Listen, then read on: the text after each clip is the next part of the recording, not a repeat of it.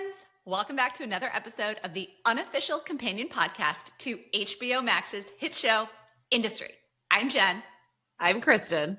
And we are the Wall Street Skinny, two lifelong friends, former investment bankers, and teachers who are here to break down everything in your favorite show, from the finance to the romance, and to give you the skinny on what's real and what's Hollywood.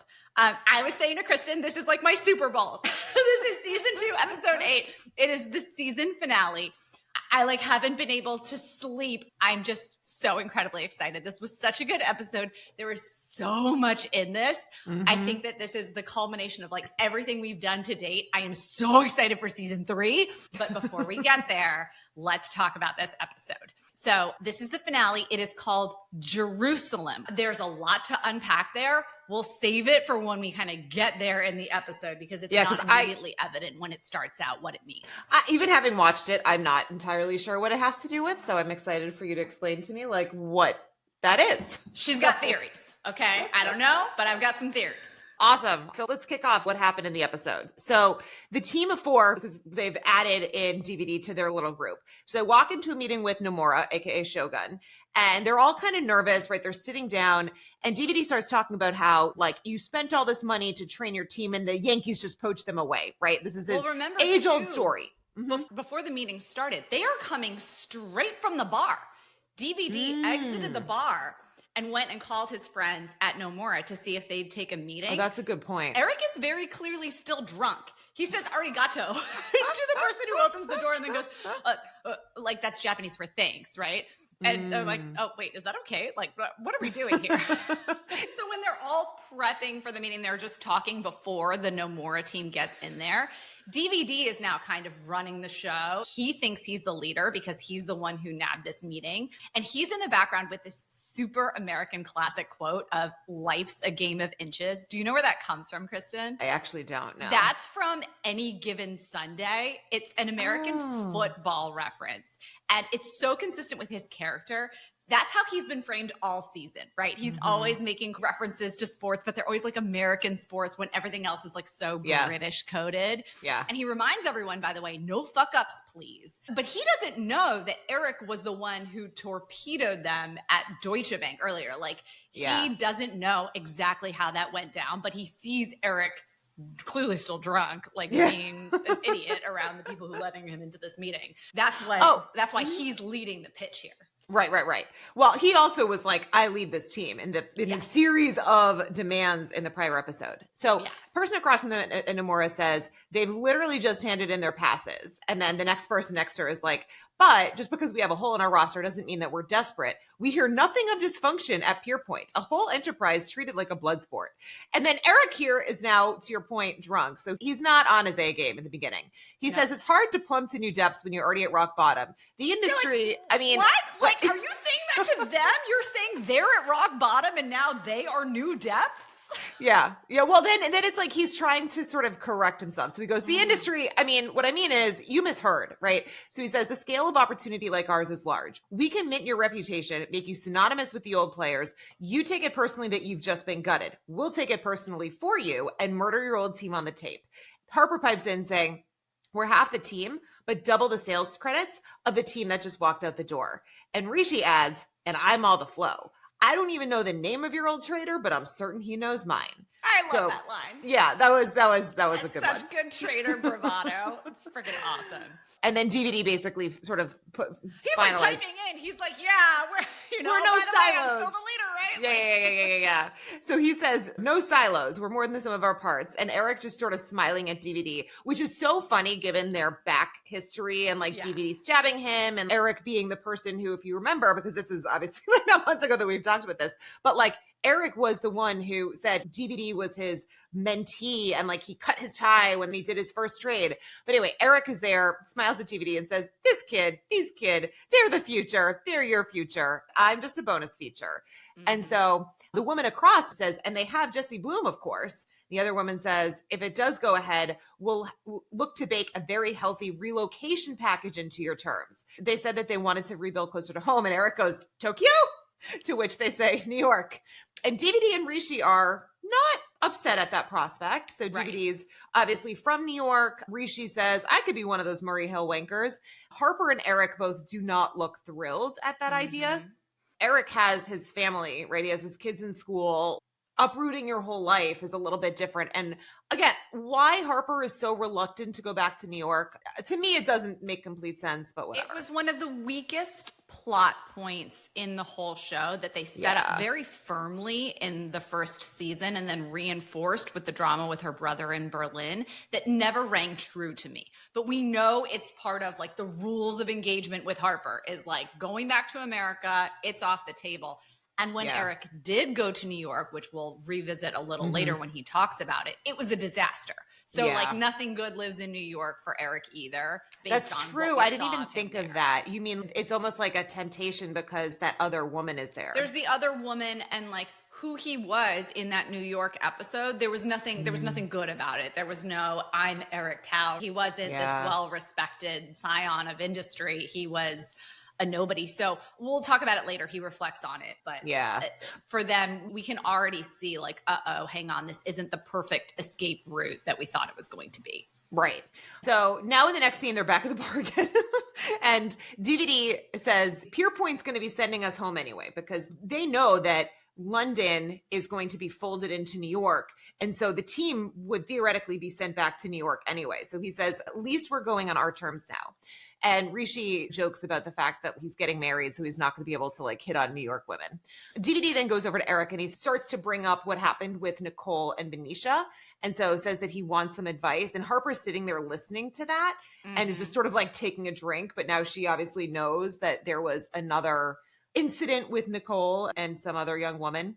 And so as the night goes on, they all just keep getting drunker and drunker. Yeah. And Eric and Harper are chatting. Eric, again, is super drunk. But he says, do you feel like everything we do is a confidence game? I wonder sometimes, are we the marks? What did I build? What do I believe? And do I believe in any of it? And if I don't, where does that leave you? Now, at the time, as they're like having this semi-deep conversation, the closed caption in the background is like, I mean, it's purely there for comic relief. No, the off-camera dialogue is always the most important and best part of this show. Like, I'm not that this is the most important conversation. But it's like, they basically are always like, let's just go crazy with the random shit we put in. So anyway, so the closed caption in the background, Rishi and DVD are talking. And DVD is telling Rishi, because by the way, this is sort of the eve of his wedding. And he says, I almost got married once, except he found out that his fiance was in a three-way with these guys who were supposed to be his brothers. His fraternity brothers. And so Rishi then talks about how we walked in on his parrot. Like, again, the whole thing. Anyway, so. I do think that there are some themes here, some seeds that they are planting for later in terms of, just the theme, right? It's planting this seed in your head of DVD getting fucked over by the people he thought were his brethren. Oh, and that's so interesting that it was three. That's so interesting that they chose three. Although, in fairness, it wasn't Rishi that totally I don't know that it was necessarily, I didn't actually write down the text of what they said. I thought it was just that, like, you're right. Threesome was something. I don't know. Well, they said three-way, so that's why I thought three. But actually, a three-way means that there's one, so it's really two. Anyway, But also, like, this idea of walking in on your parents, such a terrible thing. But it does come back kind of to, is a big question throughout this episode. And what Rishi does, or what he said he did in kind of building this lore about himself, is that he shook his father's hand and said, go easy on her, right? That he's in on the joke when there's this thing that should be traumatic. Like, again, there's never a word out of place in this show. I would just squirrel that away in the back of your mind. Yeah. And then when Eric says this thing to Harper and they're having this heart to heart, he's talking about legacy, right? What did I build? What am I leaving behind? And do I believe in any of it now? That is the other theme of this episode. It's legacy. It's what are you building? And what are you building it on top of? Are you building the shining city of Jerusalem on a hill? We'll get there. Or are you building the dark satanic mills, the toxicity that was just part of the institution before? Oh, so we'll get there, I promise. Yeah. Actually, that just made something else that they all say later make more sense. So Harper says, New York is dead. I'm not going back. Eric talks about how he doesn't want to relocate his family.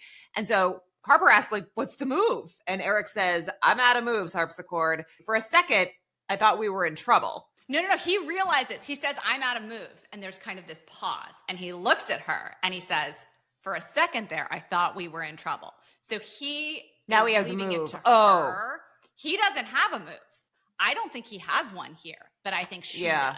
And he looks at her and knows that she's going to scuttle this Nomura plan somehow. Mm-hmm. And so I think he's now like, all right, for a second there, I thought we were in trouble, but whatever you're up to, I'm in.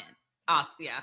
Okay. So now in the next scene, we're with Gus and Aurora. So back in the whole political realm of things. And so Gus is talking about how he's put together some talking points for this anti-competition inquiry.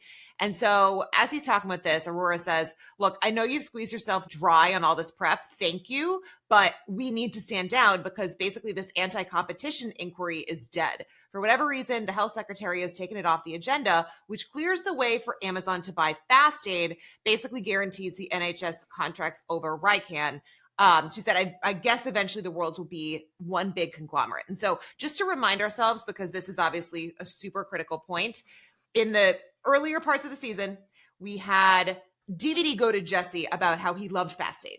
And to kind of to spite him, despite DVD, Harper suggested that he short FastAid and buy Rican. He got into Rican initially because of the block trade, then bought a whole bunch more. He has control over Rican. But in order for them to be able to maximize the value, they need these NHS contracts. But the NHS can either award the contracts to Rican or it sounds like FastAid.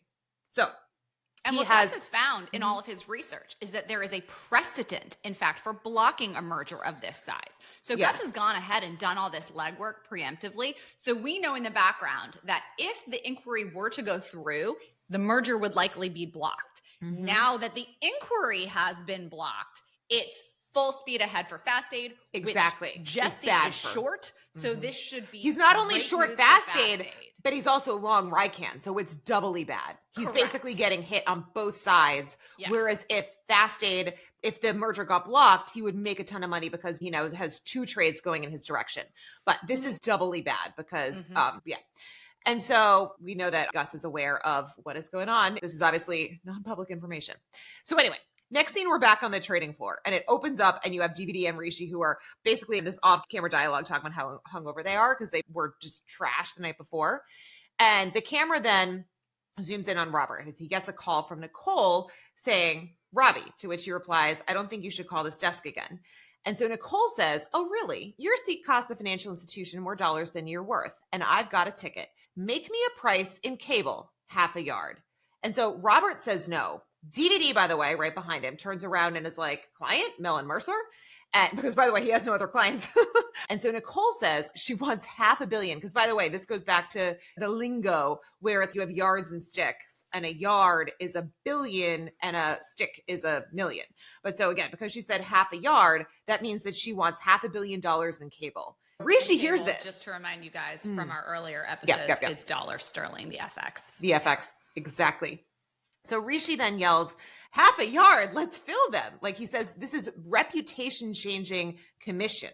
Hang on, let's stop right there. Because first of all, we haven't given a direction. Okay, she says, make me a price in half a yard, right? She's asking for a two-way market. When a client says, make me a price and doesn't give you a direction, they're asking for a two-way market. So Rishi's like, let's fill them. Well, which way are they going? You can't fill something if you don't have an order and you don't have a direction.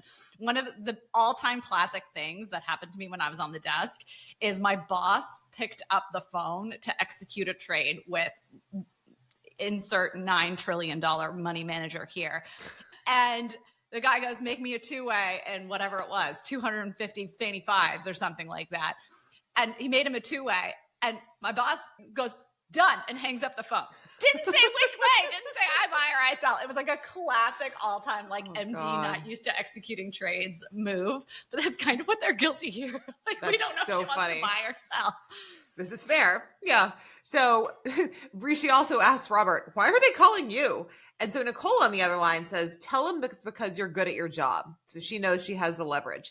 And DVD says to Robert, it's quite a wad of cash. It doesn't change what happened, but it's your call. I also think, though, it's like DVD, he acts like he's so principled. Like, he's not. I mean, he's kind of just like, do whatever you think you should do, you know? But I mean, to be fair, in the moral scale that is industry, it is the most principled reaction of anyone who is a non-Kenny, non-Venetia, right? In the CPS world, where everything is much more morally gray, this is like, do what you feel is right. It's great for the firm, but I can understand that it's shitty for you. So you do you, right? Oh, see, I didn't even see it as like it's shitty for him, because it's almost like, are we blacklisting this client or not? Right? That should be a decision from the top down, but whatever. So anyway, Robert looks at Rishi and just says what Nicole told him to. It's because I'm good at my job. And so Rishi, who, by the way, doesn't know the history, and if he did, he obviously wouldn't care. He wouldn't care. No, he would not give a shit. He just says, smile, lad. You look like you just smelled an open grave. Tell him we'll work it. And Nicole says, but by the way, we'll work what? You I know, nobody order. Like, what if it's, why don't you execute it at market? This is the worst placed inquiry of all time. Yep. And so Nicole then says, work it by half a yard and send me the fill. But then she adds, you see, things happen and then things are fine, before she hangs up. Like, she knows that because of her money, there's almost like no consequences, because she can just buy her way out of it. Yeah, she lives in a world where this is just a lover's quarrel. We're just going to sweep this under the rug because this is how I operate. This is how I've always operated, and I've done it with impunity. So why would this be any different, you know? Yeah. Mm-hmm. Okay, so now we're back in the next scene, up in the PWM floor with Celeste and Yaz. And Yaz says, I think we shouldn't be representing men like my father. And Celeste asks, men like what? Objectionable? Because that's a sliding scale. Many qualify. And Yaz is just like, but I'm not comfortable working for him. And so then Celeste goes on to tell the story about how she says, 3 of my guys were in the little black book that the FBI seized from Jeffrey Epstein. Did you know he made a pass at me? And then Yaz asks, Epstein? To which Celeste says, no, your father.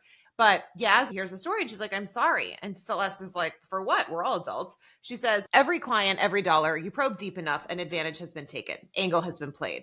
So do you want to operate within a system and be successful? Or do you want to dream you can change and be left behind? So this is the same kind of advice that I feel like Yaz has gotten every single time. Like, there's been anything where she tries to take the moral high ground. But this one is obviously more personal because it's her dad. I mean, I think it's funny, right?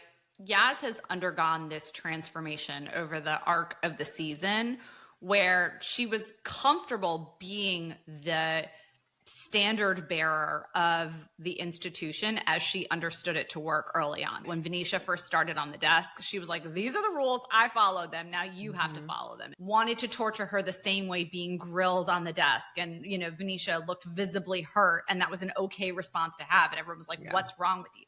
So I think Yasmin has kind of come back around and done a full 180 and been like, you know what? This doesn't sit right with me. My dad doesn't sit right with me. The way that Celeste does business no longer sits right with me. Yeah. So what Celeste is doing to Yasmin is what Yasmin was doing to Venetia, right? Yasmin has decided this is very wrong and is saying, like, I'm sounding the alarm. Let's not do business like this anymore. And Celeste is like, what are you talking about? We're all adults. We know the way the system works. You can operate within it and be successful, or you can have fun trying to change it, but basically you're on your own if you want to go in that direction. There's no female allyship here. There's no like, oh my God, you're right. When Yasmin reacts like, oh my God, I'm so sorry. Plus, like, what are you talking about? Like, I'm not, you know what I'm saying? I am willing to use it for whatever I can for my own purposes. So I think it's a really interesting arc for Yasmin now, not feeling quite sure where she fits along this and saying, I'm going to put my foot down and stop it, and not being successful. Yeah.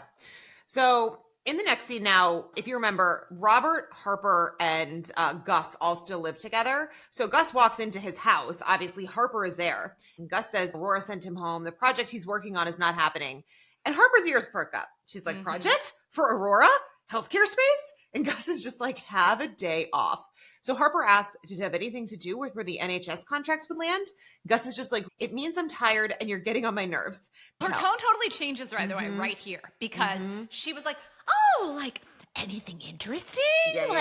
And so the second he tries to blow her off, her face just completely switches and her tone goes cold. And she could not be more explicit in what she's trying to get out of him. Yeah. So she says, any intel, any inside track. I mean, it's just words to you, but for me, it's gold. Jesse is betting against FastAid. He is short as much as he can carry, and I need to be able to give him edge on it.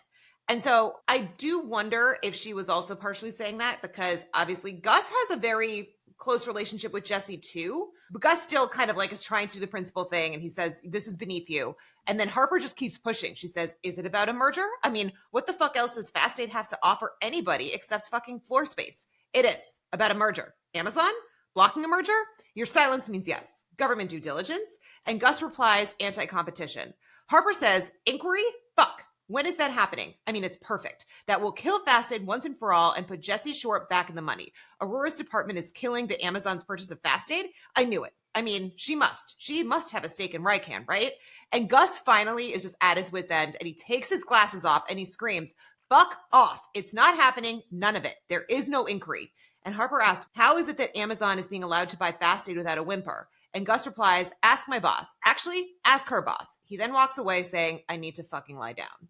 So she finally pushed him to the point where like he was so tired. He just like wanted to go to bed, and she got the info she wanted out of him. I think it's also so interesting too that immediately the reason that Harper suspects for the anti-competition inquiry being blocked is that it's insider trading on behalf of the people who are making that decision in the government, right? She automatically ascribes the most nefarious purposes to why something like this would have been done. And I'm not saying it wasn't, by the way. I'm not saying that the government has its hands clean in any of this. I agree. Yeah. Why would they be blocking this inquiry? It doesn't necessarily smell so well, I good. mean, to your point, by the way, Aurora did seem to have some kind of connection. She was friends with, oh my gosh, who's that woman who is like the German fund?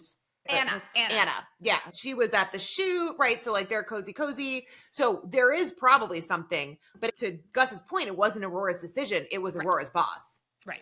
So the next scene now, we're at Jesse's house. She's basically going to tell him. And so she walks in.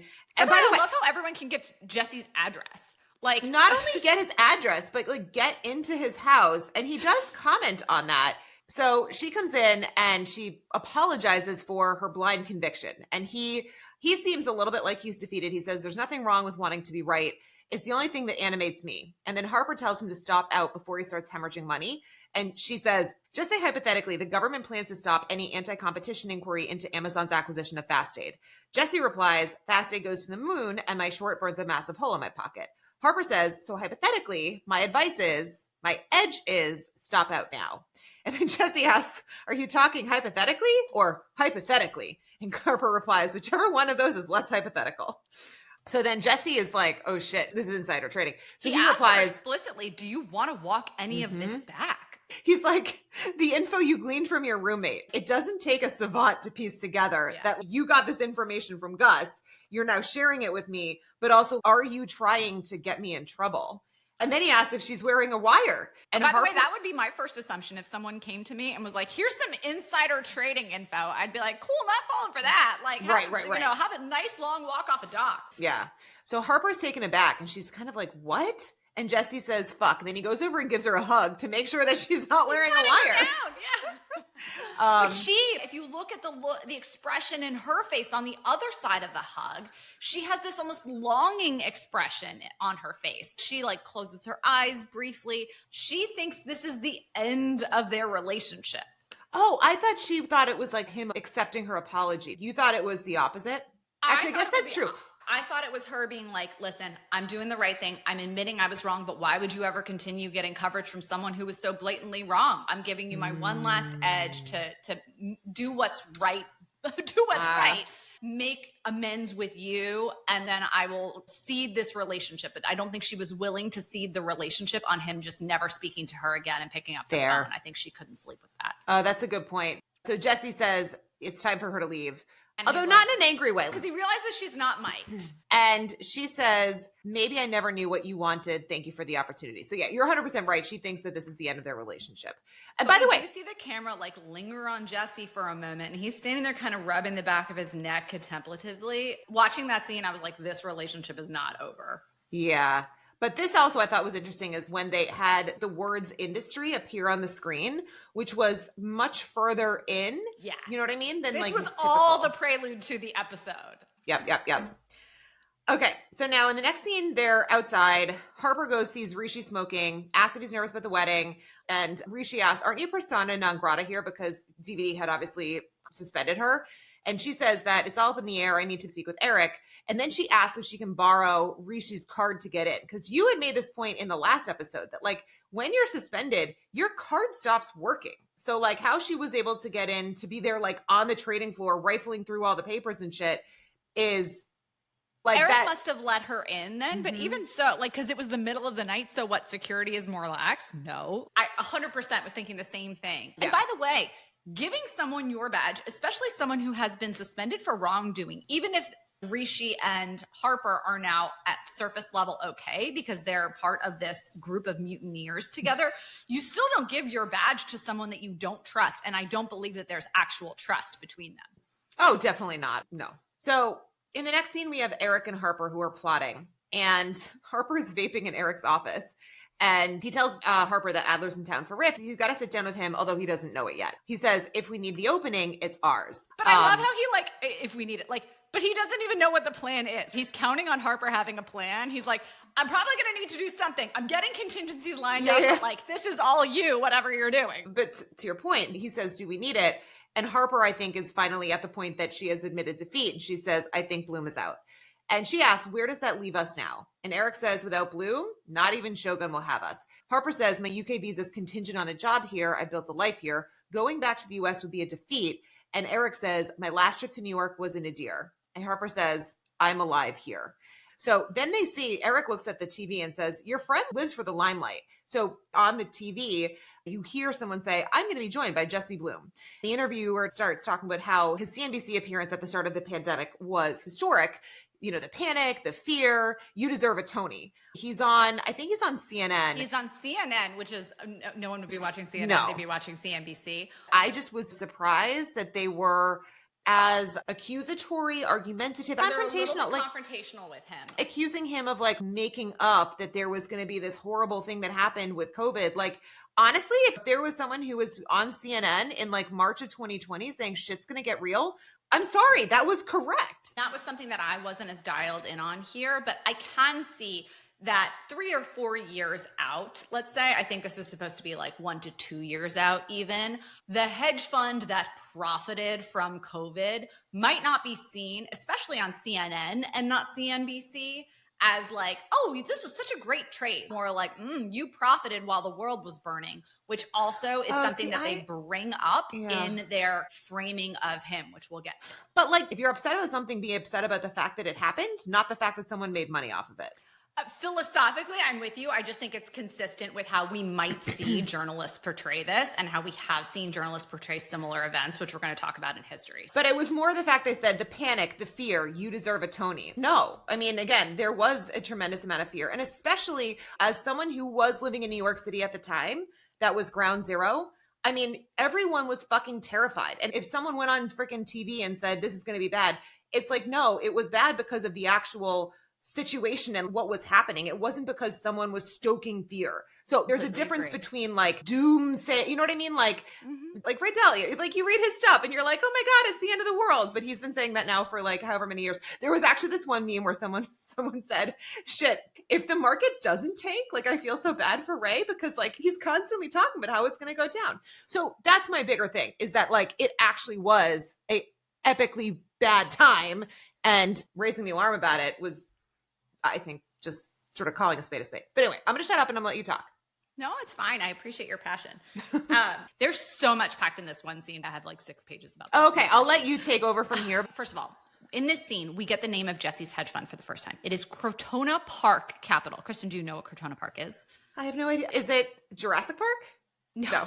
That would be amazing if it were like Cretaceous Park. No, but if you guys are familiar with any other hedge fund or private equity fund names, right? They're typically like Apollo, Ares, Oak Tree, Millennium, Tiger, right? They're very lofty, or they're like Greek gods, or they're things that position people as portents of the future. Crotona Park is a park in the South Bronx. So Jesse is hitting us over the head with his whole origin story of his rags to riches rise, that he didn't have the network. He isn't part of the elite. He is just a kid from the South Bronx who's now working to find his place in society. So I don't think that that's an accident.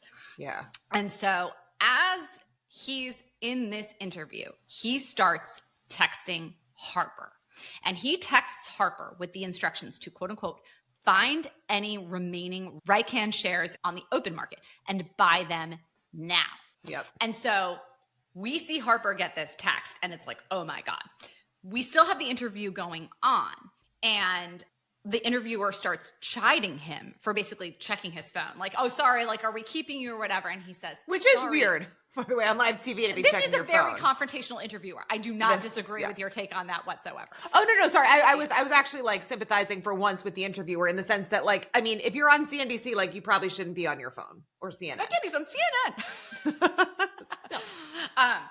But anyways, so he says, sorry, it's my kid. We're very close, while looking at the screen kind of meaningfully, almost as though he's looking directly to Harper. Like they film it, right? Obviously, you'd be like, why is he looking at the cameraman so creepily, right? And so remember, when Jesse was supposed to go on that Bloomberg conference, when Harper had been advising him to get on there and do what he did with the COVID trade and talk his own book, he bailed on that because he was trying to rescue his relationship with Leo. And Leo needed him. She felt like she'd been abandoned for his family. Like she wasn't the chosen relationship that he was looking to foster. It was Leo. Those fences have been mended. Now it's about his relationship with Harper. Harper is the child that he is concerned about here. And he's giving her that dual meaning there. Yeah. But again, one thing that really frustrates me about this plot point that we're about to get into is that he could have just as easily gone on during that Bloomberg conference, talked his own book, and moved the market then. We now know that he has inside information about the inquiry not happening, but I would argue that he didn't need that inside information 100%. to do what he's about to do. So that's frustrating to me from just a narrative plot point. I actually thought that was why he was doing it this way, that this isn't insider trading. Well, he hasn't said anything yet, so let's get to it. But before we even get to that, there's a bigger narrative framework that you need to understand in which this conversation is happening that involves a little bit of a history lesson. So off camera, while Harper's like looking at her phone, we hear the interviewer saying that you were big in the Bank of England trade in 1992 and you were big in the poker trade in 1998.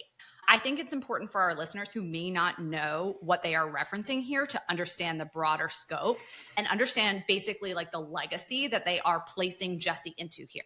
The Bank of England in 1992 was when George Soros, quote unquote, broke the Bank of England. You will hear a lot of old farts like us on Wall Street talk about this, and I think it's definitely worth the small history lesson. NPR actually did a great little episode on this. If you ever listen to their Planet Money, they told the whole story. We should link to it in the show notes. It's like a 30-minute episode, unlike this, which will probably be 3 hours. They do a good job. And honestly, they should do a whole industry episode off of what happened because truth is stranger than fiction. It's better than anything you can make up on TV. So I'm going to tell you guys the story. So at the time, a man called George Soros was running a macro hedge fund with his buddy Stan Druckenmiller, who also ran Duquesne Capital. Fun fact, Duquesne was one of the first hedge funds I ever covered before they like kind of closed down. Anyways, they are two of, I would argue, like the all-time biggest names in the hedge fund world. And when you hear about like these legendary hedge fund managers that get paid like $250,000 a year, like these are the prototypes of those guys. $250,000? You mean $250 million? $250 million. Yes, $250 million. Yeah, 100% or more. So for all of you youngins out there, / like people who are not European monetary policy experts, which I am not, before we had the euro, we had something called the exchange rate mechanism, or the ERM. And that was established in the year of our Lord, 1979.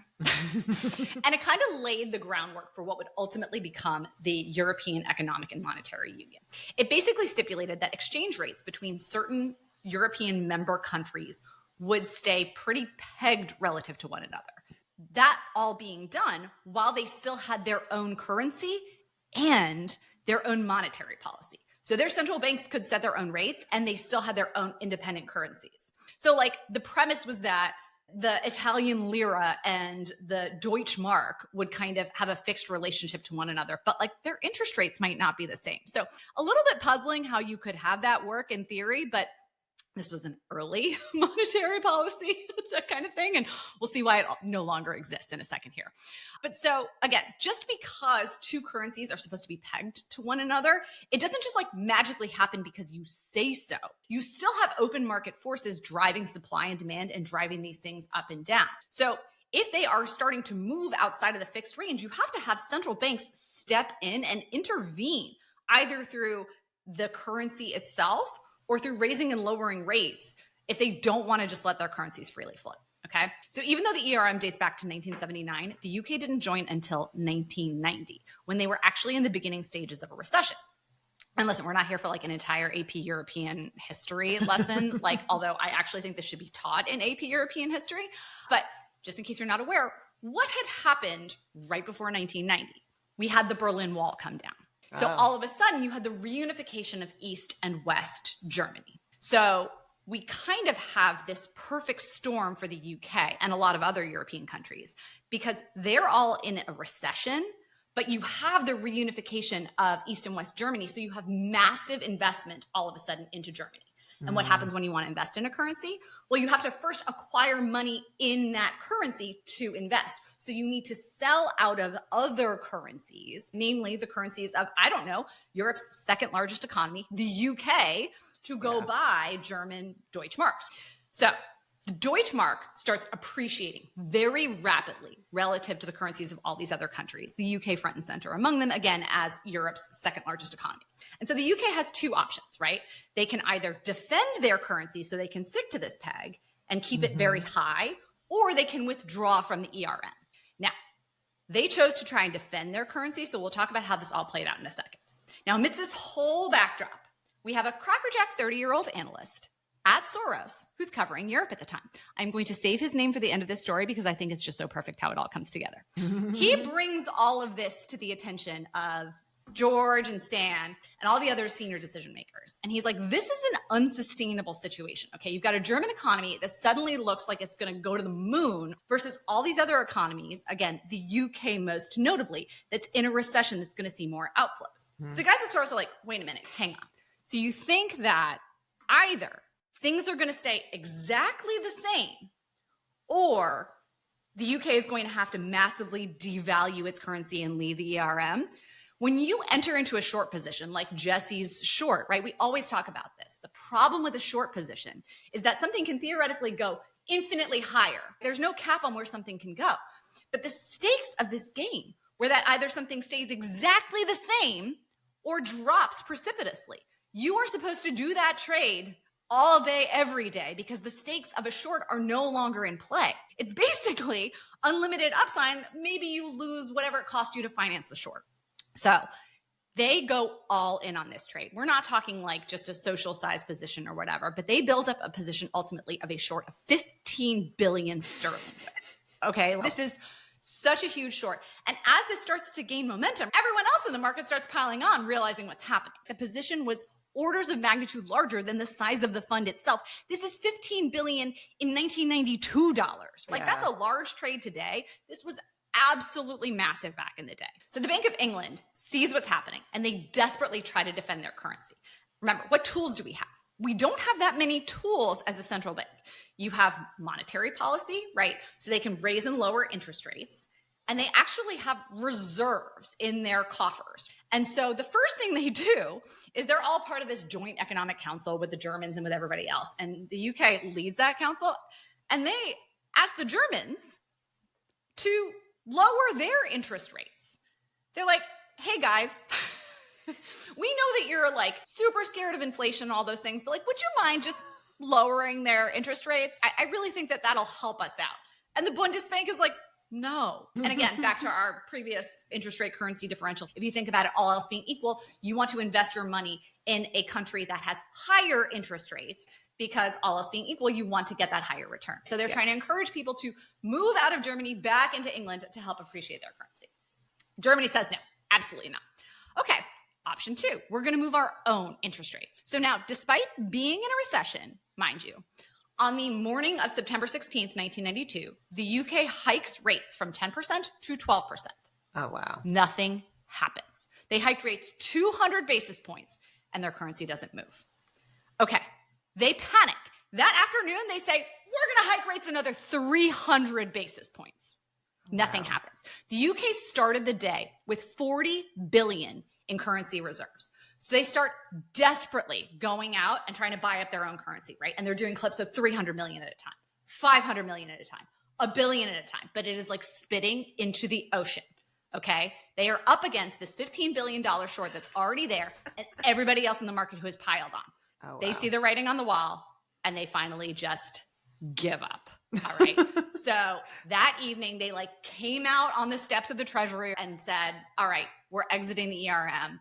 Forget about our rate hikes. We're not doing that. And the sterling dropped 15% in that one day alone. It is now called Black Wednesday. So if you ever hear anyone talk about that, like, it's funny. Black Friday, it's like, it's a good thing. All the stores are in the black. Yeah. But all other like Black Monday, anything that's like in the finance world. It should be called Red Monday. Why would it be black? But anyway, because again, we all look down on accountants in this industry, apparently. So we don't like to use their terms. I do not know. So 2 fun facts. I learned about this from the NPR podcast. Soros was not going out and advertising that they were doing this. They weren't like, it's me, right? And it was 1992. There was much less transparency in the market. Information traveled a lot less quickly. Yeah. So the way that the world found out about this is a month later, there was a dinner in the UK with a bunch of journalists, and the CEO of Fiat Motors said, I made more money in the last month by being a client of George Soros's hedge fund than my company did this entire year. The next morning, the Daily Mail ran a cover story with George Soros's face, and it said, I made $1 billion as the pound crashed. So back to kind of the scene that we are setting with Jesse Bloom, right? It's the idea in the press's eyes that these billionaires are profiteering while we truly have like the destruction of the UK economy. This took years to recover from. And the second thing that I learned is, guess who was the 30-year-old crackerjack analyst? Oh, Scott Bessent. Scott Bessent. Yeah, I think it was probably on Ted Seide's podcast when Scott Bessent was talking about being part of that trade. And it was his idea.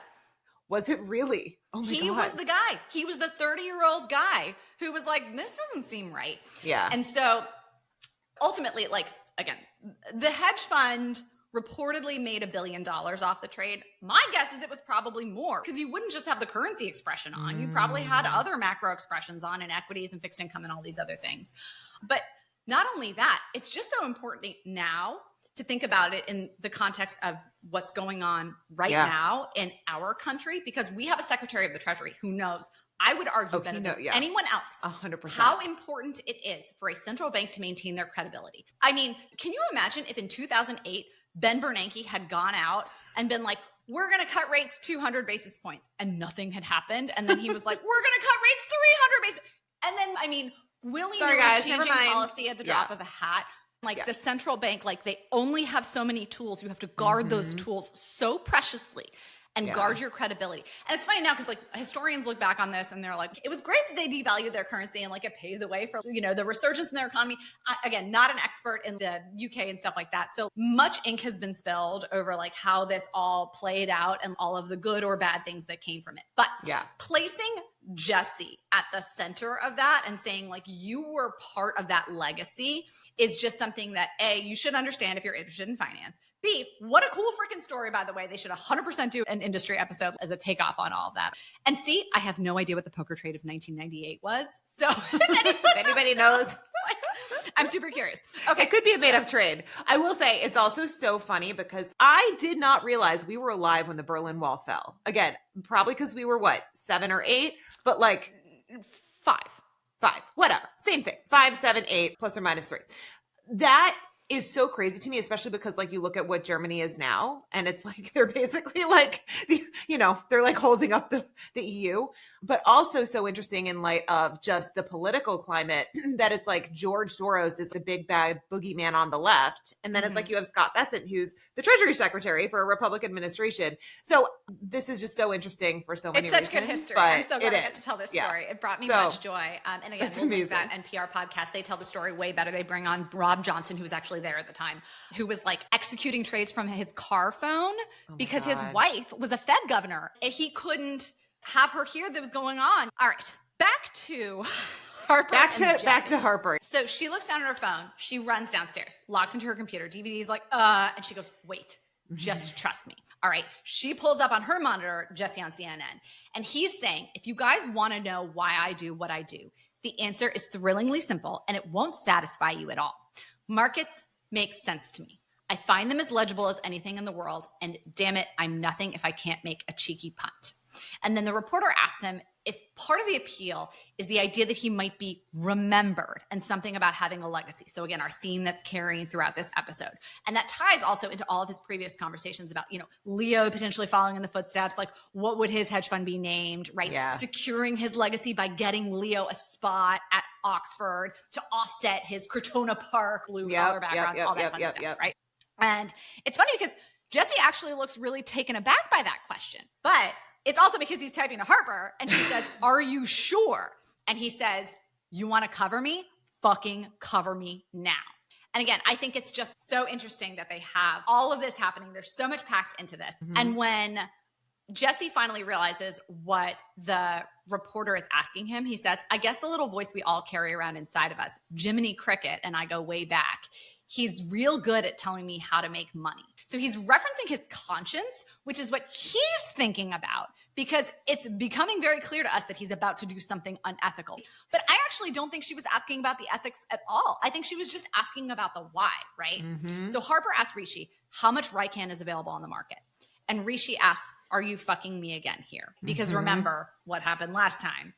Well, by the way, and I just want to add in, I mean, how insane is this? Because she was up with Eric. She then ran down to the trading floor and DVD is like, "What the actual fuck? You were suspended." Because by the way, she had to steal Rishi's badge to get in the first place. Mm-hmm. And now she's literally sitting here like asking to do a trade when she just got suspended for fucking over Rishi, doing a trade for Bloom. It comes in on her phone. Yeah. Like, there is a whole reason you have to do all these things over recorded lines and over IB chats because it's all monitored. Yeah. So you cannot execute trades this way for very good reason because someone could be doing something illegal. So Jesse asks her to get him as much Rican as she can on the open market. We already know that Bloom, like you said, is super long Rican. It's interesting to me that he's adding to that position that that's what he did. I don't even know how he is able to add to it, because I would assume that a lot of what else is out there is not freely available. Isn't it the freaking CEO who owns it? Like, that's such a great question, because when Harper asks Rishi, "How much can you get me?" he says, "No idea. We'll have to check the free float." Yeah. Float is the slang, right, for how much of a security is trading in the secondary market. Yeah. And Harper says, "Source it, buy it, don't need a price." Meaning do whatever you can, get your hands on whatever you can. We have a buyer who is not price sensitive, just execute. Yeah. So you're 100% right. I don't even know how much he would be able to add to that position. But in my mind, I was like, isn't the more elegant expression to just add to your short in FastAid? The only reason I can think is because the anti-competition inquiry, or lack thereof, directly relates to FastAid.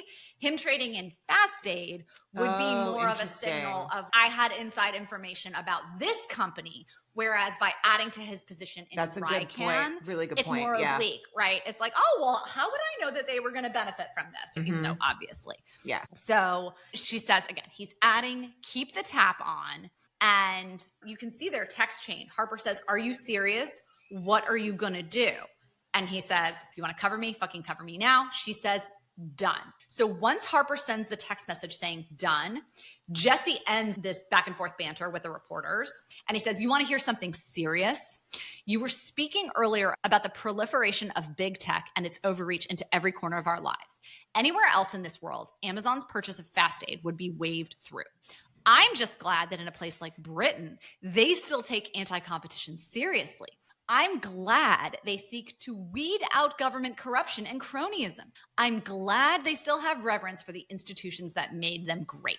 So this is clearly a direct challenge to the government to now reverse the policy that we know through Gus that they've implemented of standing down by praising their level of diligence on this kind of deal. He's forcing them into a corner where now they have to run the investigation or they risk losing face in the public eye. By the way, I love how subtle this communication is. Think about the kind of communications we now get in the press. It's just, seriously. Absurd. And so the headline running across the bottom in all caps says, "Jesse Bloom to UK government, interrogate Amazon FastAid acquisition," just in case we needed to be hit over the head with it, right? And so the reporter now says to him, I thought this was really interesting, has an anti-competition inquiry surely been tabled now into the deal? So I wanted to make the point that in American English, to table something means to set it aside. Yeah.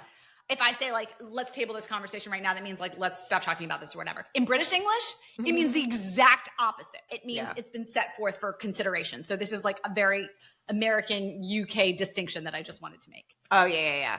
But basically, as Jesse says, I'm sure this government and their love of nostalgia will do right by FastAid and do a full and proper inquiry. And so this is where you can see, like, Harper has the Bloomberg screen for both Rican and FastAid, with Rican going up and FastAid going down. And then, as Rishi then says to Harper, as he's looking over his shoulder, Bloom's making money on both sides of this trade, which, like, duh. I mean, yes. Yeah. So the second the news prints, the first print, you get a gap on either side, right? So FastAid gaps lower to 302. So it's immediately trading down 4%, and Rican trades up 5% to 48.50. The next print, you have FastAid down 9% and Rican up 10. And the next print, which is the last one we see, FastAid is down 14% and Rican is up 15%.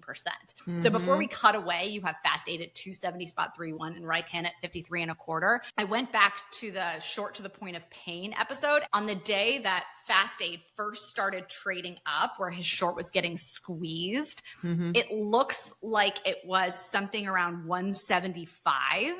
And where is it today? It starts in the threes. So again, it started the TV broadcast at 314.77. Oh, wow. Okay. And ends it at 270. And I think he got short probably with a one handle, just based on that original graph that we saw. But again, probably so he hasn't made money yet, but he's losing less money. Yeah, and I think the implication is that this will probably 100%. Yeah, 100%. But then on CNN, in response to the interviewer asking, has the anti-competition inquiry surely been tabled into the deal? Jesse then replies, I can't possibly comment. I'm just like everyone else, stuck in the ether making plays. The interviewer then says to Jesse, you'll get burned soon enough. To which Jesse laughs, maybe. The thing people forget about that Icarus dude is before he fell, he flew. And I bet the sun gave off a lovely light. The thing, though, is none of this was like trading on inside information. I mean, it was only in the sense that he knew that it was not going to happen. But yeah, him knowing that he could have done this regardless. Yes. But I actually do wonder if part of that was on purpose, because he was trying to not get in trouble for insider trading. But now Harper feels like she's done something terrible, which, by the way, she's done so many bad things. And like, to me, this is the least of the bad things she's done. So it's shocking to me that she's like as upset as she is about this. But she then goes up and goes into Eric's office. Eric says, Jesus, you look like you just bore witness to infanticide. And Harper asks for a drink of water. She basically takes this huge gulp. And she then says, I think I just helped Bloom do something. Eric says, unethical, illegal. And Harper asks, where is the line? And Eric says, it should be big and fucking red. Harper says, I told him the anti-competition inquiry was off the books, but I think he just talked it back into existence because the FastAid short and the Rican long work concurrently. Because again, to your point, as you said, when he was talking about the anti-competition thing, he was buying Rican, he was not shorting FastAid. I hadn't put that together, but I think that's such a good point. Eric asks that knowledge was confidential and privileged before you gave it to him, to which Harper says yes. And Eric replies, that's insider trading. Harper says, I just thought he was going to use the info to stop out on his short. Also still insider trading, by the way. Of course. I didn't know he was going to use it to move the market with a few public sentences. And Eric says, I think you led him to water and he drank. Great, by the way, because she is literally chugging water in this scene. And I think it's so interesting that Harper confesses this to Eric. I think Eric is the only person in this entire cast of characters to whom she would confess something like this. Yeah. Her relationship with him is definitely special. I mean, he knows everything that she's done for the most part. But so it's interesting because Eric now has obviously like a legal obligation to report both Harper and Bloom, which seems highly unlikely that he would ever do because we all know A, how morally gray Eric is, but B, it also completely now resets the balance of power between the two of them relative to what it was just before she exited the room. Yeah. He was sitting there saying, I booked us this meeting in case we need it. Let me know what your strategy is. Like before we got on this call, talked about the title of the last episode being Lone Wolf and Cub. We were like, who's the cub and who's the wolf? Is Eric the wolf and Harper's the cub or vice versa? Well, because we almost always talk about the titles and it was like the one time we didn't. Just because I felt like it was so self-explanatory. You were like, it's so obvious. And I was like, but who is the lone wolf and who's the cub? Exactly. And so now it's like, okay, you can almost see this moment, and there are many moments in this episode where the camera focuses on Eric's face. You are supposed to be watching Eric because things are changing in his mind. Mm-hmm. And so prior to this, Harper's relationship with Bloom was kind of the thing that she'd been holding as her ace up her sleeve. Yeah. It was literally the only thing that was going to forge a path forward for Eric in his career in terms of making all these moves, was always hinging on her relationship with Bloom. It's really almost a meta thing of Eric saying that she led him to water and he drank. I do think that over the course of the past 2 seasons, Eric has almost been leading Harper to water, and now she's the one who drank, and she has done something, A, illegal, and B, that gives him back his power in their relationship. Well, and so then he sits down across from her and says, look me in the eye and tell me you didn't know. Harper replies, I didn't know, meaning she didn't know that he was going to make statements about the deal and use the inside information to try to manipulate the market. And Do so you Eric's, believe her when she says that? yes and no. I mean, look, she didn't technically know exactly what he was going to do. So again, technically, but she probably knew he was going to do something. Like, yeah, I think she thought he was going to stop out. I didn't think she thought he was going to stop out with her. Remember, she actually told him to like execute the FastAid short with someone else. In fact, like, yeah. I think she didn't know this was going to happen. Very honestly, literally seconds before she gets this text from Bloom, Eric was asking, like, do we have Bloom? She says no. She thought the relationship was dead. So the fact that she's getting a text from him means now all of a sudden she has moves again. It means that she still has his trust. So I think for her, she was just kind of like, I'm going to do what he tells me and like kind of just hope that there's nothing bad behind this. So it wasn't like she knew this was going to happen, but it's like, even if she did, I mean, I don't know that she would have said no, but I don't think she was thinking that hard about this. Had she known this was going to happen, would she have said no? That's a really great question. I don't think she would have said no. I don't think she would have said no. Yeah, 100%. That's the other thing is like, to me, this is such a morally gray area that it's so funny too. Like now with everything that's happening with these tariffs, our attorney general sold a bunch of stock, like right before, you know what I mean? Like there's so much gray area now that honestly, this even seems silly to even talk about. I don't know that this would even be technically because him finding out about the squashing of the anti-competition inquiry is what led him to go on and like will it back into existence. It's the buying of the Rican shares, I think, that is the illegal activity. It's buying it to benefit. Which also, like, why did he buy it? Like, he didn't need to buy it. He already owns half of it. He was going to benefit anyway. You don't need to buy more.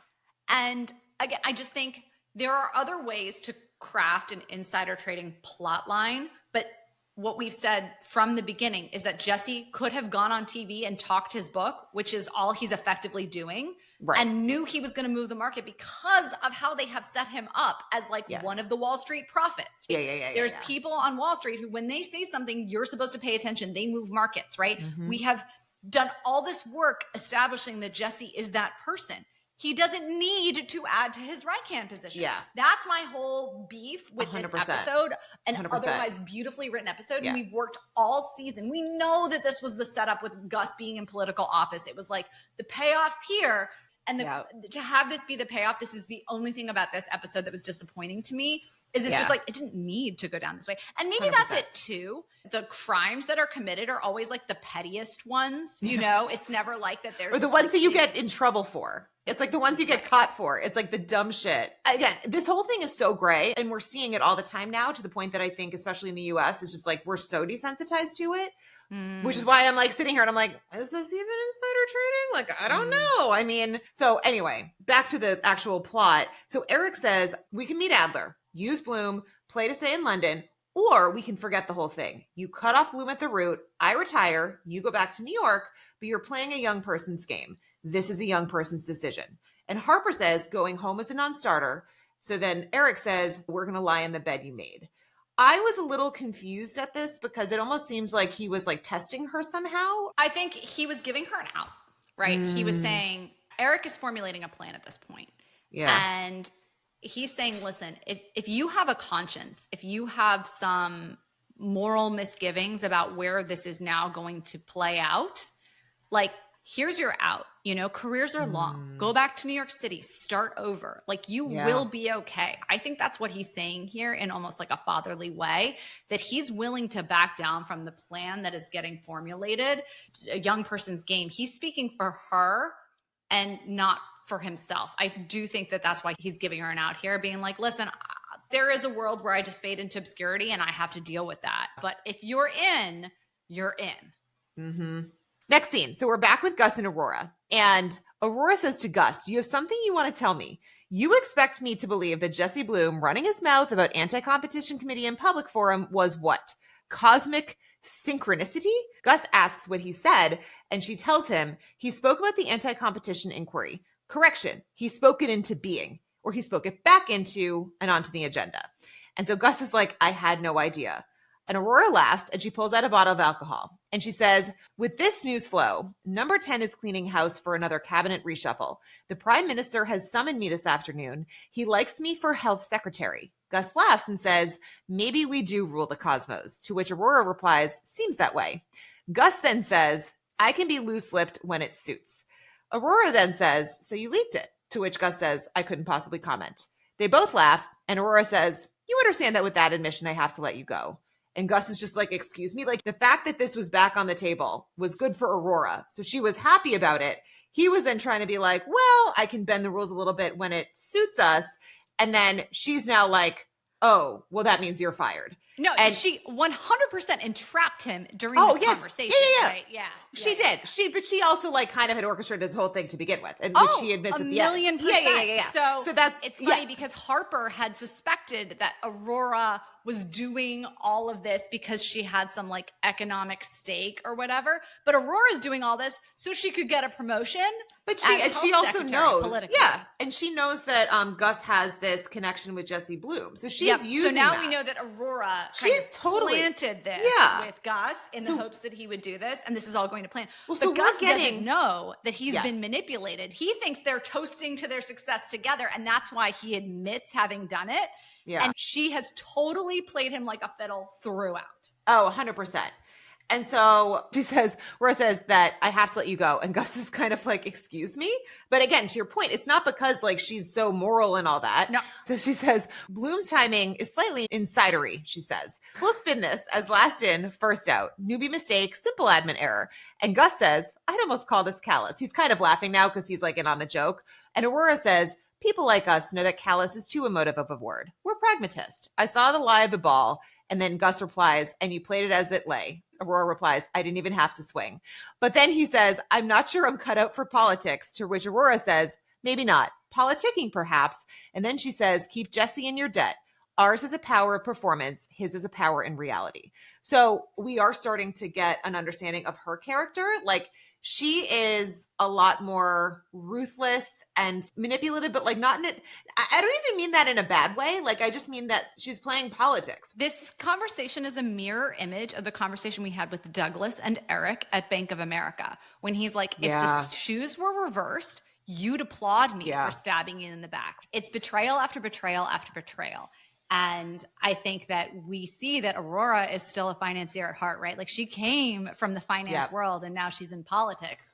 It kind of suggests that she was groomed in this ruthlessness and has brought it into the world of politics. But I absolutely love the line that Jesse's power in reality. And again, thinking about that Bank of England trade in 1992, it's exactly it, right? It's like the politicians have all the power until they don't, until they get on the wrong side of the market. She knows exactly what she's doing. Like, when she hired him, she knew that there was that relationship Gus had with Bloom. Like, she knows what she's doing. And for those of you who aren't familiar, last in, first out is actually like an accounting technical. Yeah. I don't know if you teach this in your course. LIFO, FIFO, I do not. Yeah, because I don't. It's how inventory is treated, right? So it's either as everything's coming into the warehouse, right, and you're stacking things up. Think about, okay, is it the last thing you stacked up inside the door that you sell first, or is it the very first thing that? Well, it's basically as you're thinking about the cost of things, right? Like, and you need to figure out as you're preparing like an income statement, like what is the cost of goods sold? Actually, it's probably the easiest to understand with these tariffs. As you're thinking about, you're preparing your financials and you're looking at, okay, we sold this product for X. what did it cost us to make it? The last thing that you brought in, if there were tariffs applied, is probably quite more expensive than the first in. So depending which you use, right, is going to impact the cost. So anyway, so yeah, that's a really good point. But no, I don't teach this in accounting. We tend to just be like, the total inventory was this, and we let the accountants deal with the actual specifics of that. So I just think it's so nice that she phrases it though in finance terms, right? Just making you know that she's still one of these players, right, at heart, even though she's a politician. Yeah. I actually liked that whole scene because you kind of see this extra dimension to Aurora that I think we all knew was there because she was, like we said many times, like she's friends with Anna. But by the way, Anna, who is like this ESG person. So like in theory, maybe she could be on the side of like good and the people, but it's like, no. She's got her own agenda and she's going to work for whatever is going to benefit her. An extra dimensionality to Gus watching him get played like this because and Gus also how he didn't took have it. to get played because he didn't want to give the inside information to Harper. He didn't want to benefit from that. And he was the one who was so nobly sitting around with Aurora's constituents who she wouldn't help and she was avoiding, right? Remember that mentally ill guy at the beginning? Gus had this whole reform track where he was like, you know what? I do love this job. Yes, I'm sitting here willing to work myself to the bone because I care. And the second Aurora was like, here's power, he flips and all of a sudden wants to take credit for having leaked the inside information because he thinks he's getting pulled up along the power chain. So it shows Gus is a much more complex character than he has appeared otherwise all year and all season. Well, it's almost like he's going back because this is where he started. In the first scene where he was working in investment banking, he had a plan of this many years in finance, then I'm going to be prime minister by 35. Like it's almost like I think bringing back his ambition a little bit. So we'll see where this like takes us a little bit later. So the next scene we now are with Yaz and she's meeting her father at a bar. And she basically goes up to him and says, I think you groomed Teresa. So Teresa, remember, was her nanny who like her father fathered a child with and like ultimately paid off. And Yaz starts to try to get out of him. Like, how young was she when you started a relationship? I think she is thoroughly grossed out by it. And her father just sort of like yells, well, it was your mother's idea to pay her off. Like she was scandalized. She didn't give a fuck about that girl. And then he asks where this is all coming from. But it's very clear that it's like a flip has been switched. And she is just so horrified by the fact that they like went swimming together and like when she started as a nanny like for them she was in her teens, so she's just really grossed out by the whole thing. He finally says, open your eyes, how about some damn gratitude for making you?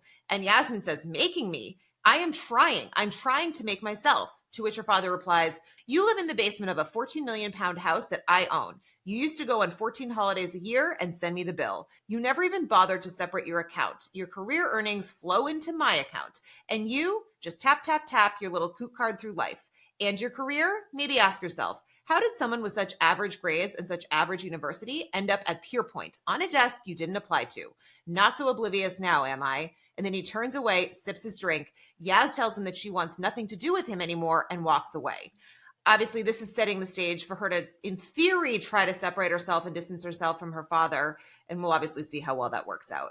Yeah, I mean, I think there's a number of different things in this scene. You know, she's gone and confronted Celeste. That didn't go well. So she's going straight to the source of where she thinks all the toxicity in her life comes from. And she thinks it's her dad. And her dad is objectively a toxic person, right? Horrible. He is clearly terrible. But I do think it's interesting that they don't pull punches when they say that her mother was the one who wanted to pay off all these women. I think that they are showing that the toxicity is just as deeply institutionalized with the women who have benefited from this system as the men. It's not all men are toxic thing. They are equal opportunity, right? I hadn't known Coots. It's apparently just a private bank with lots of high net worth clients. I thought it was a slang term. No, it's a proper noun. Got it. Okay. And I think when he gives her that speech of maybe ask yourself how someone with such average grades from just an average university, what he's doing is he's confirming in Yasmin's mind all of the worst things that not only she has suspected about herself, but that Harper has told her about herself. Yeah. This is such a blow. Yasmin has always wanted to be liked and respected and promoted for what she brings to the table professionally.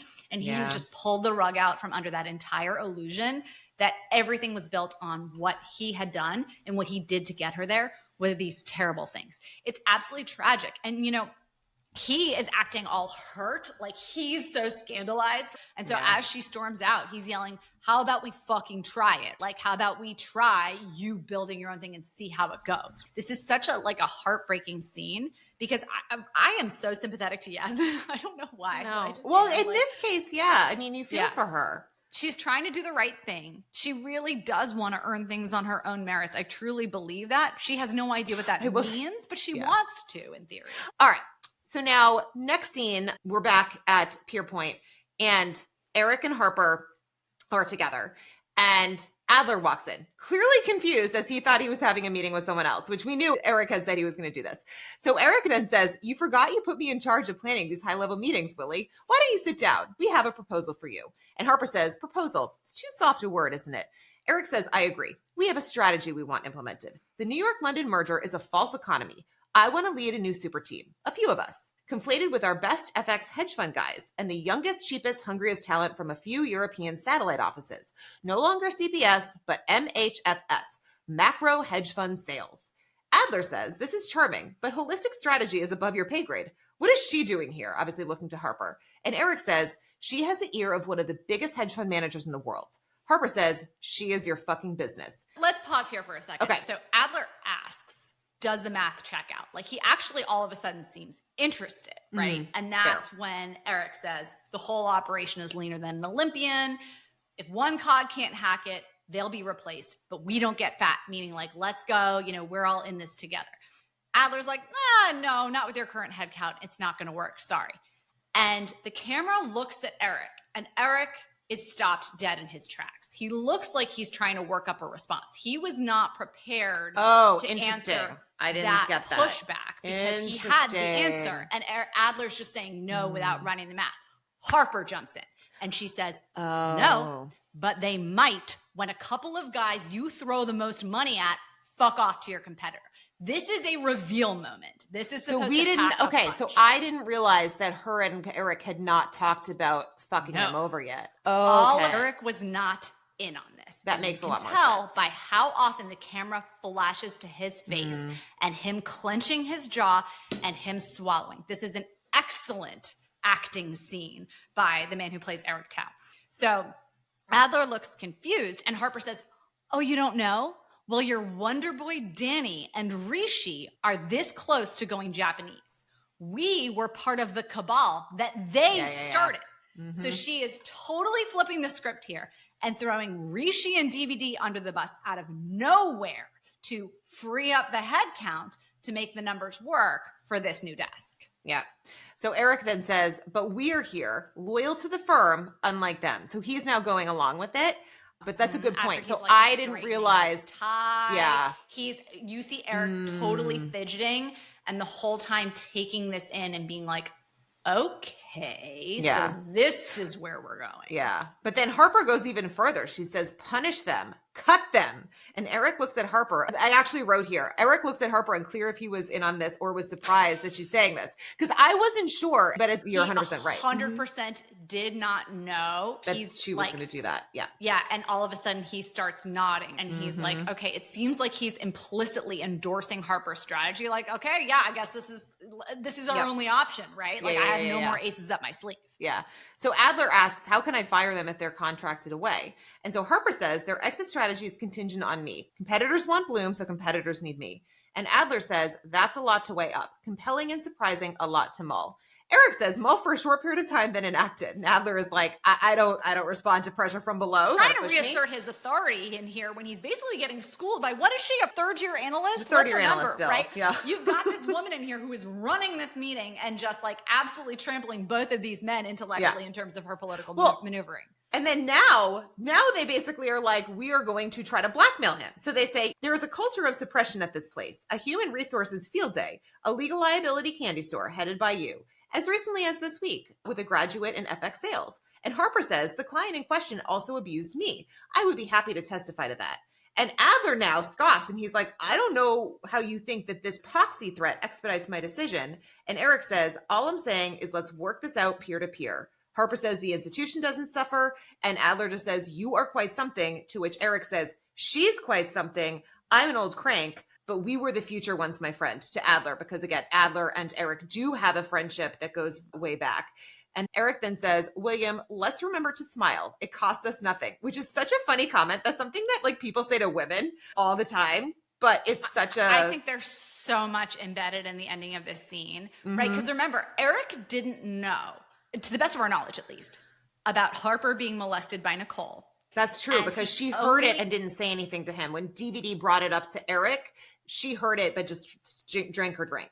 And I wonder if when Eric had been like, oh, so you clearly had a plan, that's what she was ruminating on and potentially thinking about, that's the last ace I have up my sleeve against Pierpoint to try to get my job back. Yeah. And Eric didn't know about the sexual assault until he heard it from DVD at that bar. Right. So like all of this is brand new information. I think that's both of their last final card that they can play. And when Harper says to Adler, the institution doesn't suffer if this whole thing doesn't come out.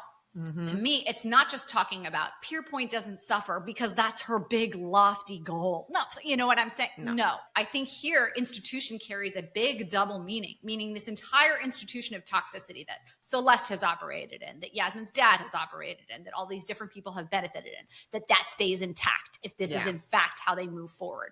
And also, I didn't read the just smile, it costs us nothing as something that people say to women, but I think that's a really good read. But it's funny because we say that to our little boys when they're stressed out in a big game. Oh, you do? Like, just smile. Yeah, you're playing a game, right? Like my son had the baseball championships that they lost after an undefeated season on Saturday. What we kept saying to him was, when you get up there, smile. Remember, you're having fun. This is all just a game. So to me, the way I read that was, this is all just a game, Adler. This is what we're doing. Back to what Aurora did with Gus. Like if this betrayal had been me with Douglas, like how you would have applauded it, the lie of the ball, all these things. To me, that's how I read it. I think your read is great as well. No, I think your read makes more sense actually, but it is something that, I mean, I'm assuming you have heard this. I always would get told to smile. Like, you don't smile enough. Smile more. 100%. That's women we did a real playing on that, right? Yeah. Where like people are being like, you know, why don't you smile more? And it's the woman creepily smiling while she's like washing the toilet or whatever. Yeah, exactly. Yeah. No, that's a very common thing. And this is what I actually do love about this show is that they don't play on the gender stereotypes, or they do it in such a way, but that's actually why I kind of liked it but that's why I almost liked it for like them telling Adler that, because like it was like them telling it to a man. Oh, so, no, it's all fabulous. I love it all. We're bringing that read in both reads can be correct. So now we are probably at Celeste's apartment, because I think in a prior episode, like she had invited her to a party. There's some people that you should meet. Celeste is drinking. And Yaz tells Celeste, we won't be working with my father anymore, with Charles anymore. And Celeste says, that's not your decision to make. Yaz says, that's not your decision to make, and I've made it. She's basically putting her foot down. Yaz is like, I'm not fucking doing this. So Celeste says, I've looked at people like you my whole life. I've had to do very bad things just to get to where you started. So shall we honor ourselves by dropping naivete? I'm too old to work with crusaders. It's exhausting. The status quo works for us. Can we just stick to that? And Yaz says, because I don't like working like this. You're not professional with me. It's not professional, which by the way, like literally she like slept with her boss. Like nothing about this is professional. Celeste now starts talking in French. She says, then don't work with me. Without your father, your seat costs me money. He is your value to me. You forget how many girls there are just like you, which is probably true. But like Nicole said the same thing to Robert when she was talking about how without me, you are a cost to your firm. And Celeste is saying the same thing to Yaz, like basically without your dad, you are a cost. So both, it's funny how it's like both Robert and Yaz had these like super toxic people who without them, they no longer are valuable to Pierpoint. But again, it's at great personal cost. So, and it's so funny. You said the word cost 5 times in that sentence. It's deeply encoded in these banks to the point that your desk is actually labeled a cost center. You will have a CC code when like things are expensed and whatever. Yeah. So everyone is being so adamant in reminding these people that like, you should be so lucky to be here. You are worthless. You are just one of the faceless masses. What makes you so special? Why is Robert special? Well, the only thing that makes him special is Nicole, and she's terrible and toxic. Why is Yasmin special? The only reason she's special is her dad. He's toxic, right? Ugh, it's terrible. I feel so bad for Yasmin. But of course, like, she's trying to say enough is enough. And I think this is another really good point where, like, life is so gray that sometimes you do bad things or you are part of things that are bad as you're ascending through an organization or as you're making your way. And at a certain point, you realize, you know what? I don't want to do this anymore. My morals have changed. I've had a crisis of conscience or whatever. And if you want to get out, it's like these people in the mafia. You're too deeply intertwined. You can't just say all of a sudden, I want to be completely clean and I'm out. Yep, 100%. So Yaz walks out, grabs her jacket, she leaves, and she goes home, and she goes down to her basement, and she can't open the door. So then she goes upstairs, tries her key, again, can't open the door, rings the doorbell. Then she calls her dad, and he tells her that he changed the locks, and he froze the bank accounts, and tells her that if she wants to be on her own, she can. Although, again, like, the money that she had earned, to your point, is literally now frozen in his bank account. And he's completely iced her out. And also, while this whole scene is going down, there's a song playing in the background. And it's like, I don't know where they found this song. I don't know if they wrote this song for this scene, but the lyrics go, money never wakes you up and says you're good enough. You'll see. Money doesn't care about you. Always going somewhere without you. Hey, money, come back. Money doesn't spend its life. Money only spends the night. You keep waking up a mess, but money's already dressed. Old surprise, the wolf puts on a new disguise, knowing in your sleep, no one's going to hear you scream. So this is all this like soaring music as Yasmin is having this total descent to her rock bottom. And then we finally see her show up at Robert's. Yep. Well, but it's also, I want to add that her father also says on the phone, this is what you do to me, which is so blame the victim. So to your point, she shows up at Robert and then she asks for 20 pounds to pay the taxi. And she just like bursts into tears, gives him a hug. He basically is like comforting her. And then she obviously asks for money. Like this whole descent, this whole fall from grace that Yaz has to this rock bottom moment where she's finally turning to Robert, kind of the one person who loved her, like for her, although I don't even know how he knew what her was because their interactions were so weird. This is so true. All right, so now next scene, they're at a pub and Yaz is apologizing to Robert for basically using him. And so Robert asks if she's feeling better. She says like she doesn't know. Maybe she was rash, I guess, in like what she had said to her dad. I don't think so at all. Like I think this has been a long time coming. Like she's totally reconsidering here. I think she's like, what have I just done? Like this was all well and good when it was this big noble thing, but I have no idea what it's like to be without money. I'm not cut out for this. What am I like? What was I thinking? I think that's what she's going through. And then she's like, I need cocaine. Like And I don't know why she then needs Robert to get it for her, but she asked if Robert could help her out. And he says yes, that he's not going to partake because he's sober. But like, I didn't entirely understand why she needed him to go get cocaine for her. Well, A, she doesn't have a car. That's fair. This is true. B, like, I mean, she also doesn't have money. but to your point, she is so used to using and abusing Robert that she doesn't even blink, right? She doesn't blink being like, oh my God, thank you so much for picking me up at my lows. Now, can you go do me this favor? Yeah. So as much as Yasmin's had this crisis of conscience, Yasmin hasn't changed. No, 100%.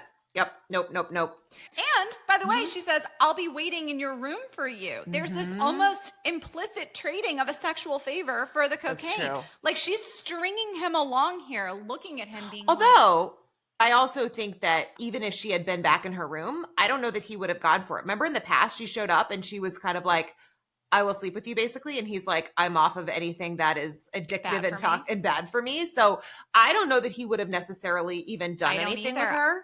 I don't know that he would have either, but I think she 100% would have played with that fire had she had the ability to. Yeah, I agree. Okay, this next scene, like what the actual, I mean, I think it's actually important in the grand scheme of what you were talking about of like who is effing to and like then the whole conversation about DVD not getting married. But so next scene. And mommy and daddy. So next scene, Harper is sitting at the bar, I guess, where Rishi is having his rehearsal dinner or welcome drinks for his wedding. I don't know that she was even invited because he seems like he's surprised that she's there. So he walks in, he gets a drink and he sits down with her. And then Eric calls and Harper answers, hi, Dad, to disguise who she's talking to. Eric is confused, but he says, Adler went for it. We're a go. We can stay. Rishi and Danny are out. And Harper replies, tell mom not to worry. I'll call her soon. Eric, this, by the way, I think this was the turning point for Eric, but we're going to talk about that later. He seems very weirded out. And honestly, if I was him, probably worried that she's plotting against him. But that's my 2 cents. Anyway, so she's here. She now knows that Rishi is about to be fired because of what she has just done. And now Rishi tells her, Di is pregnant, like his wife, his fiance. He's about to get married to this woman and she's pregnant. To which Harper replies, you're really A-list at your job. Everything's going to work out for you. So I do think she's having like some twinges of not regret, but just empathy maybe? I don't know. No, 100%. I mean, she has literally just stabbed him in the back. As far as she knows, the deal is now 100% sealed. I do agree with you. The camera pauses on Eric when he hangs up the phone with her and he's like, well, who is she in front of that she had to talk to me in code? What is Harper plotting that she can't talk to me? So I'm 100% with you. Also, why is Eric not at the rehearsal dinner, right? Because we don't see Eric until the next morning. So I'm totally reading with you. Like something sketchy is up with this phone call. I don't think it's a mistake that they're pretending to be mommy and daddy talking after Rishi had the conversation off camera earlier about literally walking in on his parents fucking, so it's like. This show is so genius. Like they do such a good job. So much layered into this.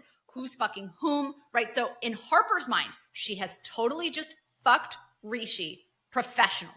She's now hearing that the stakes of that are worse and more human than she had anticipated, just like the stakes of what went down with Jesse escalated so much more beyond what she was willing to do something wrong. She was willing to give him inside info. She didn't know it was going to go down like that. She was willing to stab Rishi in the back, but now he's going to be a dad. Like even Harper, you're like, she's like, this is just, oh man, like this kind of sucks. So she's like kind of like chugging her drink. Like she is drinking heavily. Yeah. And Rishi is being uncharacteristically vulnerable around her, right? Yeah. All of a sudden, because to his knowledge, he and Harper are both on the same team that are moving to New York and going to go work for Nomura.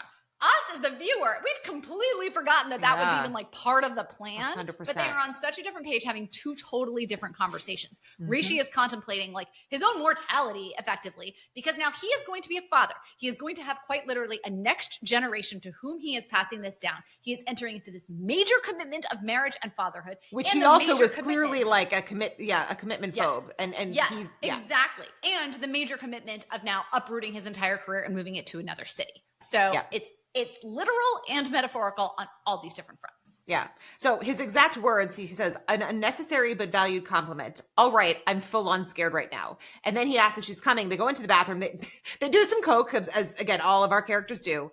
And that's when he says, I always used to feel doubly happy at other people's weddings. Fucking happy for the couple, they're coupling, and happy for myself that I was never directly involved. Harper says, man, just think of it as a chapter in a novel. Not the entire novel, sweep it under the rug.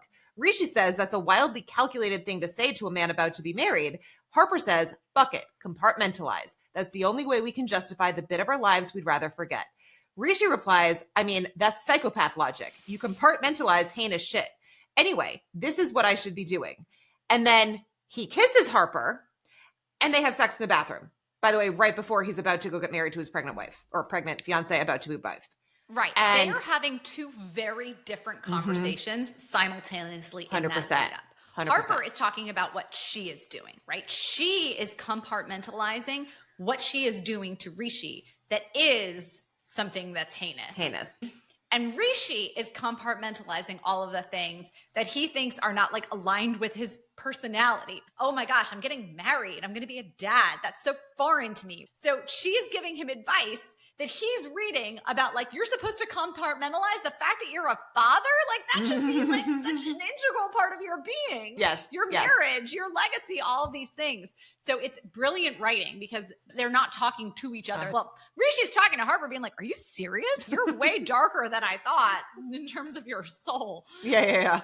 Well, yeah. And so then as they finish, Rishi says, sorry, just had to get the poison out, to which Harper says, me too. And this idea of poison is going to come back in like just a second with Yaz. But back to even the initial conversation with DVD when he was saying how he like didn't get married because he found out that his fiance was like sleeping with some people. And then anyway, it's just like this whole thing. It was such like a full circle writing. Well, also, what's the poison? Harper is the poison, right? Harper is the poison. Harper is the common thread in all of these things. 100%. For her, the poison that she had to get out, I think, was the guilt over Rishi by actually fucking it. Like, what? That's how she unleashes her demons. And for Rishi, I actually think the poison that he's getting out is like him becoming a real person, him getting married, him having a kid, him making a real commitment. That's the poison, right? So it's just, it's a wild thing. Yeah. So then in the next scene, now we see Robert getting screwed over because of Yasmin. So he has gotten pulled over by a cop. Why, we don't know. He's sober. Well, it's a random DUI check, right? They have these on the streets all the time. Oh, I didn't know that. So anyway, so he's sober. And then as the cop asks to see his license, the coke that he just got for Yasmin falls out. And Robert says, look, it's not enough for intent to supply, right? So he's not like dealing it. But then the cop says it's enough for him to lose his job over when he sees his Pure Point card. And so then he says, come on, you can cool off in the drunk tank. Or I guess the drunk tank is prison, but yes. Okay. Got it. He's basically getting a slap on the wrist, but he is going to jail for the night. Yeah. All right. So now in the next scene, we're with Jesse, Gus, and Leo, who are all together celebrating, right? Because in this absurdly sized dining room in this absurd house. Of course. And so Jesse says, a bloom at Oxford. Dozens of generations didn't make it. Now dozens of generations might. And Jesse asks if they want. And by the way, Jesse's wearing a Lehman Brothers shirt. Yes. Scene. Yeah. Jen, I knew you would love that. So Jesse then asks if they want another bottle. Leo says yes. So he goes to get some champagne. And as he leaves, Jesse looks at Gus and says, thank you. And Gus says he deserves it. He earned it in a way. And Gus then tells Jesse that he lost his job again. And Jesse asks, is that a demand? To which Gus then says, is that an offer? And then Leo walks back in with a bottle of champagne, pops the cork. Bloom then says to Gus, I'm sure we can find you something to celebrate. So implying that, in fact, he is going to make him an offer. Which we see in the next scene, because now Gus is on a private plane. And he says, when we land, we go straight to meet with Joe Manchin and Kristen Sinema, which for our non-US listeners, very centrist, Democratic senators. I actually think both are no longer in the Senate anymore, but whatever. Back when this episode aired, they would have been. And Jesse says, I'm trying to twist their arm on a giant spending package because in the United States, you have obviously the president and then you have the Congress and then the House, and any spending packages, like you need a majority of the senators. And from 2020 to 2024, the Democrats only had 50 votes. But the point is that they couldn't lose even their moderate Democrats, and they tended to be much more conservative on the fiscal side. So that's why he's basically then trying to talk to them. So he says, I'm trying to twist their arm on a giant spending package. Anyway, in case you care. But cool. No, I appreciate that color. So Gus then says, Rachel Levine wants to talk Rican and the future of U.S. healthcare next week. Jesse says, tell her I'm no expert, I just own it. And then he adds, so look, now that you've officially joined me on the dark side, you can sit in these meets with me. You can be proud of yourself too. These are rooms you were born into, lest we forget it. Don't forget to tell them what schools you went to. Jesse then puts on an eye mask, lies back before adding, I'll be proud of you too. But what I thought was interesting is Gus then kind of like looks out the window and smiles. He's happy about this. Like he's happy. You know what I mean? 100%. It's like 100%. I love the way that they ended both Jesse and Gus's arc this season. Yes. I mean, Jesse, as far as he's concerned, has locked everything up both for his fund and for his progeny, both real and adopted. Yeah. I do think with Leo into Oxford, he's righting all the wrongs of like Jesse not having born into privilege. And Gus is back in the fold now and positioned in some weird way to kind of take over the family business until Leo's ready. Yes, like 100%. And by the way, his other progeny is Harper, who it looks like is still going to be staying at Pure Point and covering him. So like all of his children are taken care of. He can now sleep in his Lehman Brothers t-shirt on his private plane. And for Gus, he says he wasn't cut out for politics. He was born to do this. You But know, he was even though it was like his path to like noble politics, he's not noble. He got lost at some point along the way. If you go back to last season, it all kind of started with Hari dying and him feeling like the way that was handled was just not done well and becoming very disillusioned with everything. But he started with like blue hair, and not that blue hair means you're floundering, but like he just felt like he was lost. Like, No, was he he was. writing And a he was like, novel? What are you was he writing a doing? novel? Like, Yeah. Now it seems that he feels like he has found purpose again. He has found but purpose through misdeeds. Yes, but again, it's like his parents would be proud. You know what I mean? 100%. That's like, but like they were not proud when he was doing the work. Remember, his sister came to like rescue him when he was working with the impoverished and mentally unwell constituents. But this they is would not be proud. But like even when he was trying to do the right thing and like, oh, I'm getting Leo into Oxford. He didn't get Leo into Oxford until he basically went and like intervened and bribed one of the professors. But again, this is not a story of people doing the right thing. This is a story 100%. of power and money. He's back on top. Even if he's done it wrong, I do feel like he probably feels he has purpose back in his life. Yes. He is accomplishing things that he is setting out to do. Like, I do think he feels like if I'm trying to get something done, it is working. And he's back at a place where it's like he can call home to mom and dad and his sister, and they now have something that they can be proud of to say that he's doing. I'm not saying this is like good morally. It's just that like, I'm agreeing with you. Yeah. But whenever someone does the noble moral thing like Yasmin, it does not work out well for them in this show.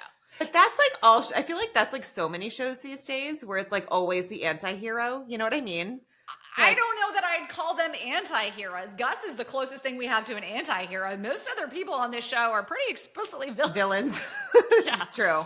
I mean, well, Harper is definitely a villain. But yeah, actually, speaking of which, to the next scene.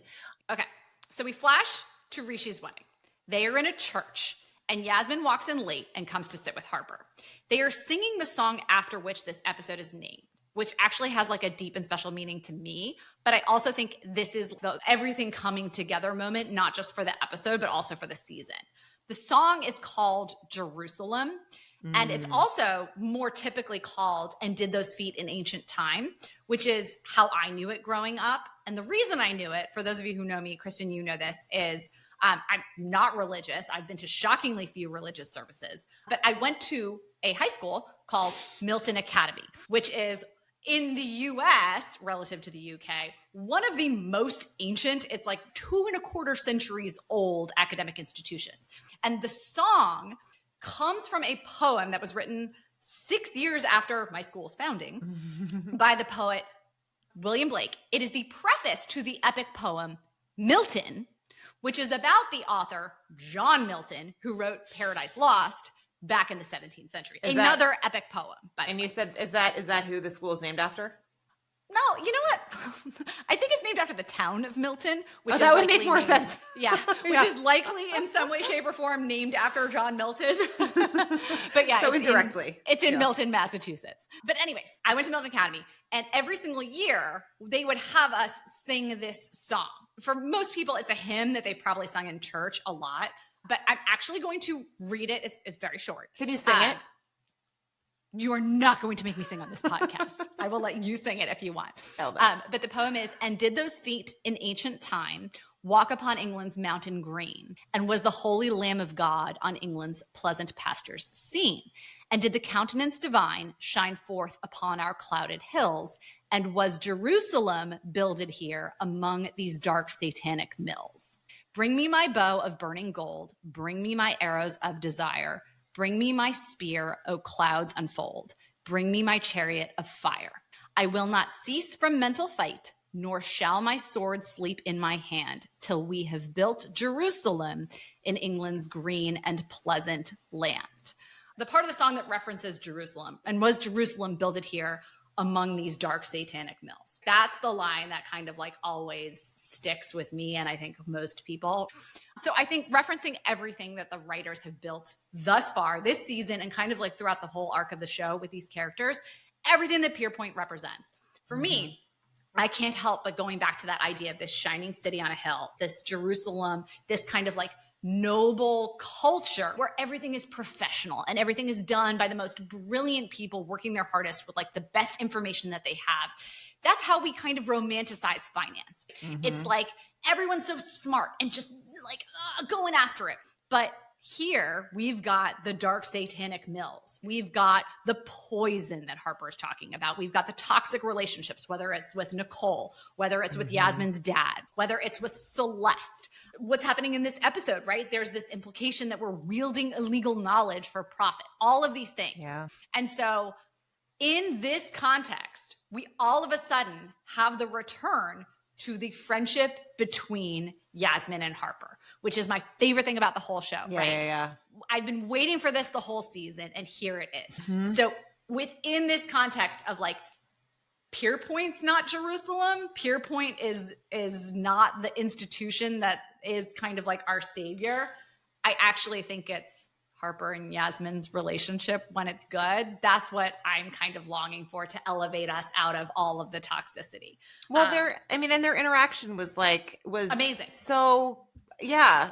So Yaz says, "You were right when you said nothing I had belongs to me." And Harper basically looks horrified. She's like, "Did I say that?"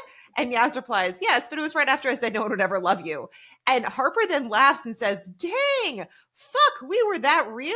Straight for the neck, bitch." And Yaz replies, "It's a fucking church," because this is all as, Rishi and Diana are getting married.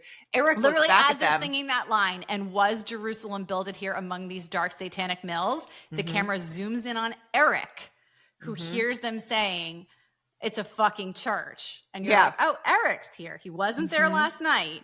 And he's looking at those two girls having this conversation. Yeah. Harper then asks Yaz, "Do you think I'm poison?"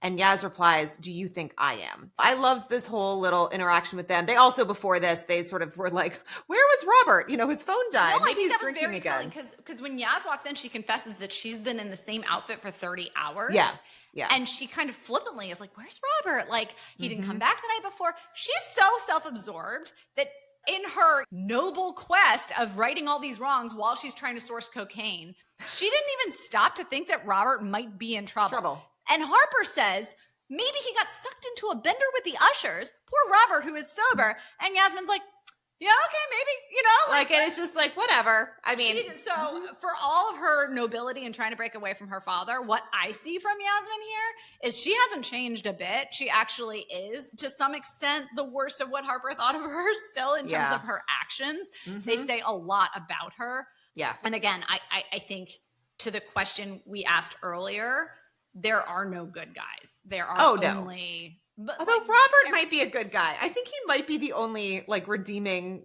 sort of good. You know what I mean? He has... Which is why nothing works out for him. Which is why nothing, 100%. And so actually that's the next scene. So Robert's walking out of the police station and a car is there. So you know someone has come to get him. At first you don't know who it is. And then, shocker, it is Nicole. And so she goes, "I'm so touched you called." And he tells her that his phone died and basically he had her card. Why would he have her card in his pocket, by the way? That's so absurd. I will say this. There were periods of time in 2012 where if you have a client on a turret, you're not going to memorize their number. But I have some clients who didn't have turrets for whatever reason, and I would still have to dial their number multiple times a day. And if I had gone to jail, the only cell phone numbers or phone numbers I would have had memorized were your home phone number in from Massachusetts from 1994, and a couple of my parents and my clients. That's all I would have been able to dial. Oh yeah. Anyway, so she replies, "We all need someone." And so as they're driving, he's scarfing down a sandwich and she starts with him. She says, "You're very ugly when you eat."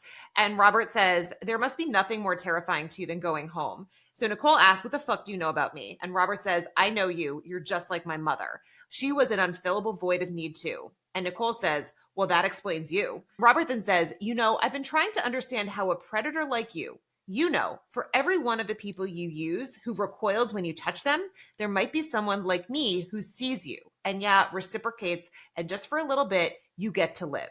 Nicole then asks, "Predator, is that a person you know? God, you kids. I get a little pissed, a little handsy, and you act like the world's ending." Robert says, "But those other kids, they don't get to see your bedroom, do they? And let me tell you, from the privileged position of you letting me in is the loneliest fucking place I've ever seen. It's the loneliest fucking place I've ever been." To which Nicole says, "Then you felt so at home." Robert then just goes silent. And so she then pulls over, opens the door, tells him to get out of the car unless he's done being the victim. He closes the door. She then grabs him by the crotch and says, "Good boy. See, you want me to." And back to your point where, again, he's trying to do the right thing, similar to with Yaz. And it's like she has all the power over him. She's literally driving him home after he doesn't even have his phone. And it's just like, see? But and he wants to get out of the car, get off the carousel, whatever you want to call it, metaphorically speaking, but he can't. Mm-hmm. All right. I don't know where we go with Robert's character from here in season 3. He's in season 3. This is how I felt. I've heard that he is not coming back for season 4. Someone spoiled that for me. So I don't want to know what happens to him in season 3. But I will say I felt so hopeless for Gus's character at the end of season 1. You promised me that he had a great arc in season 2, and I was not let down. I really hope that we have the same thing for Robert in season 3. So I will say no more about Robert as we leave him for now and get back all I'll say is he doesn't get less tragic necessarily. Oh God. That was I don't know if it's the next day that we cut to then, or if it's like a week later. Like, I don't know how much time has passed. I assumed Rishi was getting married. I think it must be the next day though, because we see that in the next scene, Harper walks to Pierpoint and then Danny's trying to swipe in and it doesn't work. So he has just been fucked. So as far as Harper knows, by the way, she doesn't look 1 ounce of like guilty, remorseful, anything. She just kind of sees this happen and is like, oh, well, I guess the whole plan's going down then. Yep. The only thing that we do see is that Yaz is at a restaurant with Venetia and Yaz apologizes and asks if she's okay. And Venetia's like, you're the first person who's actually asked me that. But Venetia says yes, and that with the new CPS FX merger, she's probably not going to say a Pierpoint. Now we know it's been announced, by the way. Like, we now have confirmation that this announcement has happened. We haven't seen, like... Well, it's funny. It says the CPS FX merger. Like, it was supposed to be London, New York that was getting folded in, but you're saying because this is the implementation of the macro hedge fund sales and CPS and FX getting merged. That's what they were turning it into. They were pivoting from the New York, London to now CPS and FX coming. Got it. So then Venetia says, do you ever think you can feel yourself corrode in real time? And Yaz says that she thinks she's eyeing the exit too. And so Venetia says the money is fucking hard, like as the bill is coming. And we know that Yaz has no money. And Venetia can sense that Yaz is uncomfortable. So she offers to get the bill. And Yaz is like, don't get ridiculous. I'm your senior, or at least I was. It's 221 pounds. Which is a lot, by the way, for brunch. I mean, I guess maybe not. Not in London. Not in London, I guess. Yeah. Even for New York, for 2 people, I mean, again, if it's a boozy, because boozy brunches are usually like heavily it's like unlimited. I don't know. That seems a little high. I don't think they're going to a bottomless mimosa kind of place. I think they're going very posh. And I think Yasmin has almost forgotten that she can't change her behavior, even though she has no access to money. Yeah. So Venetia gets up and thanks her. And then Yaz is like, bitches who brunch. Well, one of the key things is Yasmin says, no. Like, I'll get it. She says, I'm senior to you, or at least I was. So in my mind, she said she was thinking of making an exit, but Celeste has explicitly told her not to work for her anymore. So in my mind, she no longer works in FX. She might not any longer work in wealth management. Has she left Pierpoint? Like, I feel like it's very unclear at this point if Yasmin is still employed at Pierpoint.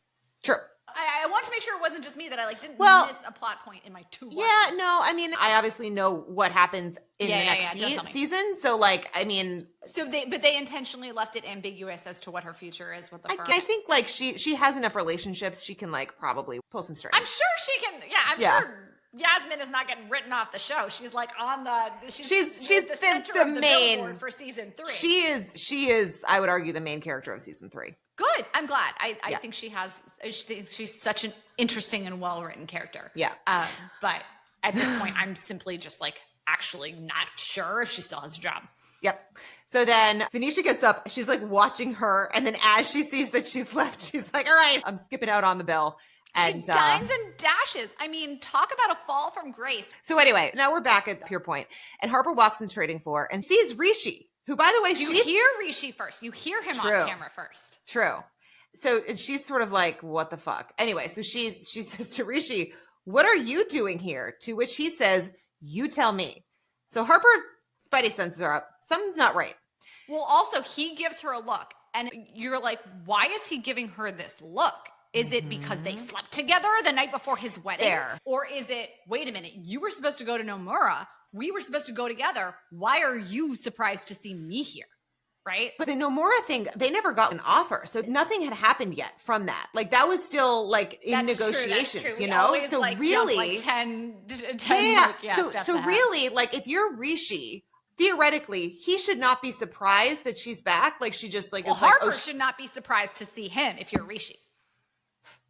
right. But Harper is surprised because she knows that DVD couldn't get in the building. So Rishi theoretically shouldn't be able to get in the building. Oh, 100%. We know why Harper's surprised. Yeah. But in Rishi's mind, why would he be like, you tell me? Why would he be like, what are you talking about? Right? Like, we're all like, aren't we the four amigos? So when he reacts that way, you know, that's what I'm something's up. saying. Like, that's what the, Mm-hmm. So then anyway, Jackie and Kenny, who I'm like sad that we like didn't, or maybe did we? Have we had Jackie for most of the season? Maybe we have. We had a big Jackie episode. You're she almost got like because we went on the road with Jackie to Berlin. It's so funny. It's so long in the past. And I'm like, was that season for 1? Us. For us. Oh, yeah. So she actually has. So anyway, so Jackie and Kenny walk back over because again, obviously they're merging together. And Kenny comments how much colder it is on that side of the floor. Oh my God, the air conditioning vents on these, like, I know exactly what he's saying. That's verisimilitude right there. But I also feel like there was something with that as well, because then Eric walks over. Kenny says, Commander Tao. Eric says, good to be down here. The air feels different. So you had 2 people then commenting on the air, which I think is more of symbolic of just like the fact that something's up. Nice. So Eric then says to Harper, hey, follow me for a sec. And Harper tells Eric that she saw DVD and his past was dead. And then she asks, what's the story with Rish? Eric says, I found the head count. Harper says, fuck, I'm stunned how relieved I am at that. Because she knows that, again, he's like just got married, like has a pregnant wife. And then Eric touches his head and like you can see that he's something's up. But Harper asks if he's okay. And Eric's like, I'm just a little lightheaded, under the weather. It's been quite a few months. So they go up in the elevator together. He says, I have been for a couple of months. Like, he says, like, Ben I have been feeling under the weather for a couple of months. You're like, what are you talking about? Yeah. So then they go up in the elevator together and Harper says, it feels like a fever dream sometimes. You got to check that it's real, which by the way goes back to season 1. I think that was like her and Yaz walking together and she's like sort of still, you know, big-eyed, bushy-tailed, awestruck. So she says, you got to check that it's real. She blows in her hand. She says, yep, still alive. God, I was a zombie in that hotel room. Because back to, again, the very beginning of the season. Well, Eric does it. And he goes, oops, time's up. You know, he's playing along with her little joke, but he has a very different reaction when 100%. Finding out if he's still real. Yeah. But it is interesting that she says, God, I was a zombie in that hotel room. Because it's kind of, again, just flashing back to where she was at the beginning of the season, where she was hiding, like post, it was like during COVID. She didn't want to like go into the office, all this stuff. And he kind of rescued her. She says, I think I ran up quite the bill. Eric says, you did. Pierpoint won't cover it, but I got it. And Harper asks why. And Eric is like, we're past why. She then touches his arm and says, thank you. And he replies, I'm doing this for you. So, and I want to come back to that. We have never seen physical contact like this before between them, right? Yeah. We have seen Harper be more intimate physically with Yasmin and Eric in this episode than like ever in their friendship. Like, but again, in both ways, in very loving ways. I just want to make that very clear that this is not like some weird predatory sexual thing. It's like a comforting. Oh, I know you did. I just wanted to make sure that was very clear. So they walk out of the elevator. She looks confused. And by the way, the whole time I'm watching this scene, I am texting Kristen, like, because I watched this twice.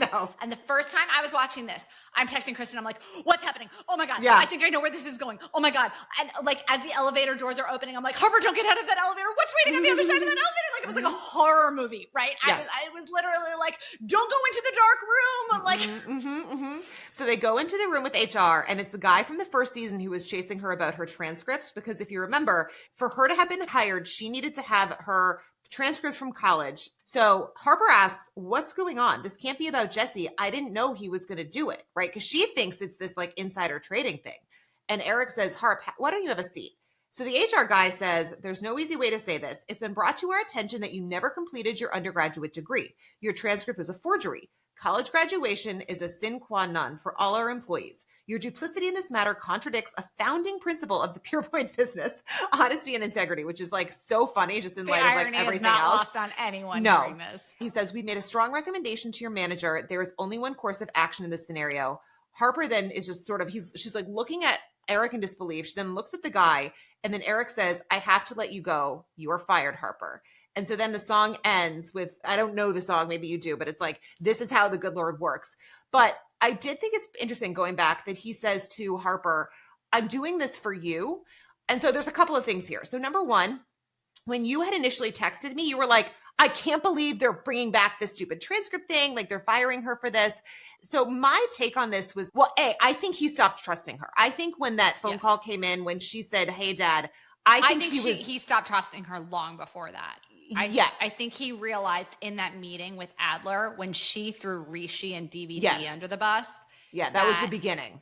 That was the beginning. That's what, because he's looking at her like, oh, I don't know you. You really are that ruthless. So there were a lot of things that I caught on the second watching that I didn't catch the first time around. Yeah. I feel like he's starting to see that her ethics have become questionable, but so far past the point that like he has questionable ethics, but it's like she just keeps going beyond and beyond the line where he was like, the line should be big and red. It's like it goes back to the wrong way trade where she told him what happened. It's the transcript. She told him what happened and this insider trading stuff. And he's like, not so much that it was a test, but it like was a little bit where he's like, look, I can retire. You can go back to New York. And she decides to pick, you know, what's behind sort of door number 2. She wants to go ahead with using Bloom and sweeping this under the rug. And then she, to your point, is like, punish them, get rid of them, cut them as they're all supposed to be together. He sees that there is absolutely almost like no loyalty in her. She has screwed him over and he constantly is basically loyal to her every time. I feel like he always kind of goes back. So I was surprised that he did this because again, he's always sort of like had this soft spot for her. But I do think she's got to a point where I think he felt like, I don't recognize you anymore. I don't trust you. What this business is doing to you is corrupting you. I am doing this for you. Like I am trying to get you to save yourself a little bit. I think it's in line with the theme that we've got the whole episode of legacy and parents and children. Who says this to you? A parent says to you, I'm doing this for your own good. Like, eat your broccoli. It's for your own good. I know what's best for you. Yeah. When he says that Harper's playing a young person's game, he still believes that very firmly, that Harper is going to have a long career. I don't think that he thinks this is the last he's going to see of Harper. But just like Yasmin getting cut off by her dad. This is just like, you know, the mom and dad fucking over Rishi storyline that we have. This is Eric fucking over Harper. He built her. She is his legacy. He has poured all of his mentorship and all of her knowledge. And she's like the Frankenstein's That's monster what I was going to say. That's what I was going to say. Yes. Yeah. So I saw it less of like him fucking her because it suited him. But more that's of how like, she feels. That's how she 100% that's how she feels. Yeah. I feel it more that he's basically like, what is this monster I have created? I need to somehow save it. It's like AI. It's like you've made the robots and you need to turn it off. But I don't think he's trying to like save her soul. I think that not save her soul, but protect. Just in the same way that everybody who's turned on everyone else is expected to like kind of respect that. I think to him, this is yet another move in the chess game. I think it hurts him more than all the other moves in the chess game. But I think it's, all right, your time is up. I have like taught you how to play this game. I am now stabbing you. You are my monster. And I know you will be okay because of this. But like where you are right now, I think she does pose a risk to him as he's seizing power now back within Peer Point. Well, I think because he can't trust her. I do think that's part of it. I think that honestly, had he not called and she answered, hi, Dad, I don't know that he would have ousted her. He was starting to get the sense of who this person was. Mm-hmm. And, you know, we talked about this because you were like, I can't believe it was her transcripts. But I think that it was like the easiest and honestly, like she can recover from that. The insider trading thing, I mean, the stakes are higher and it's not just a year fired. It is like a much bigger deal.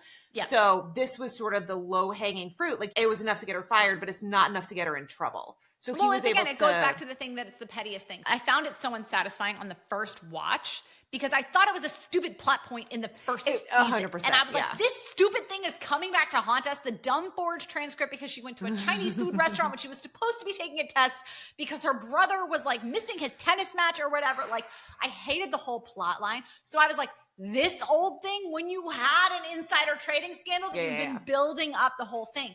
But upon the second watch, what I appreciated so much about it was the insider trading scandal was necessary to shift the power dynamic back to Eric so that he could make this move ultimately because Yeah. he has something over Harper.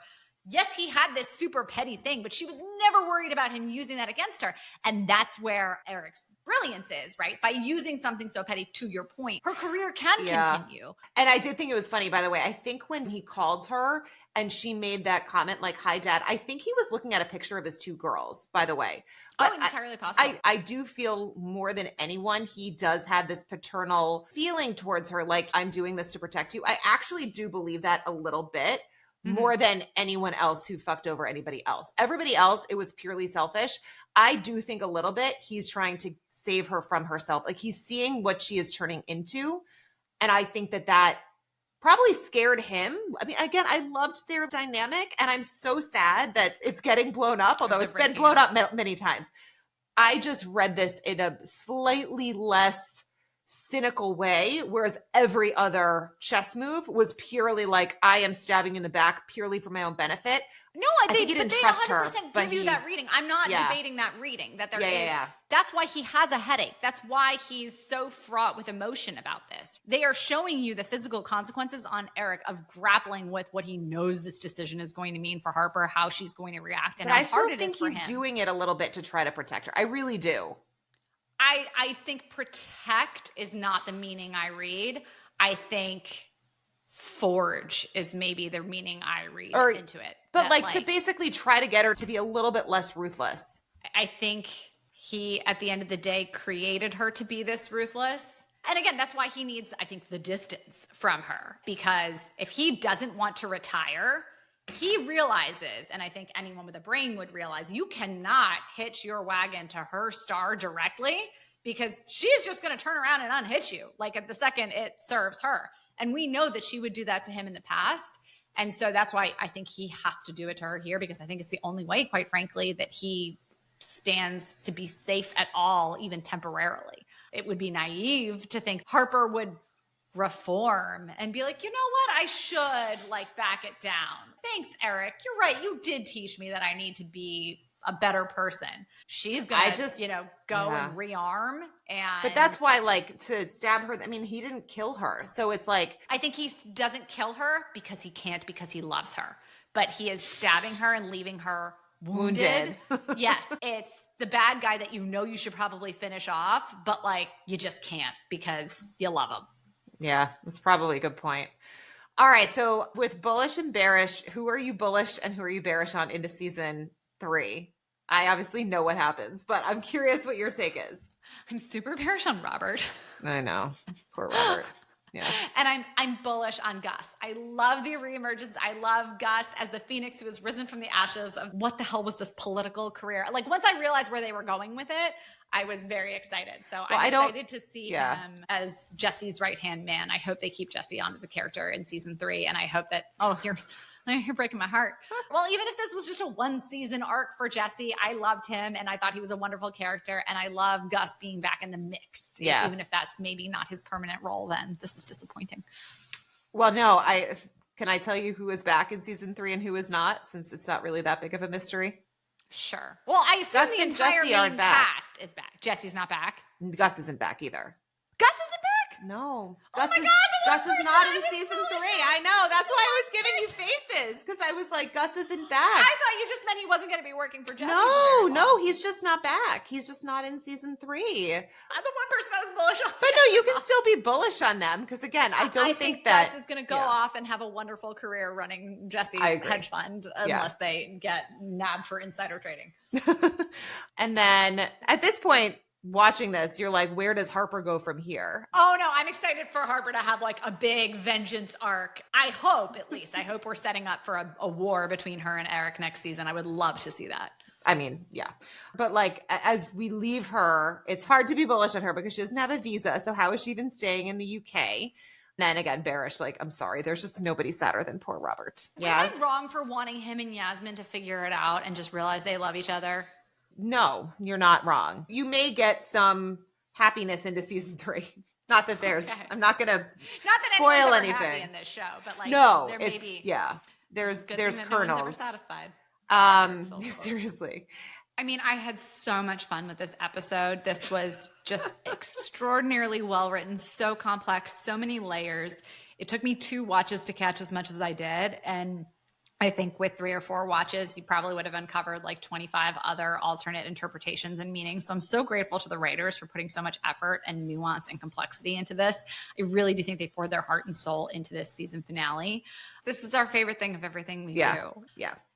Awesome. All right. So if you guys have been enjoying this, please leave us a written 5-star review. It really helps us grow in the ratings. And we will see you next time. Bye. Bye.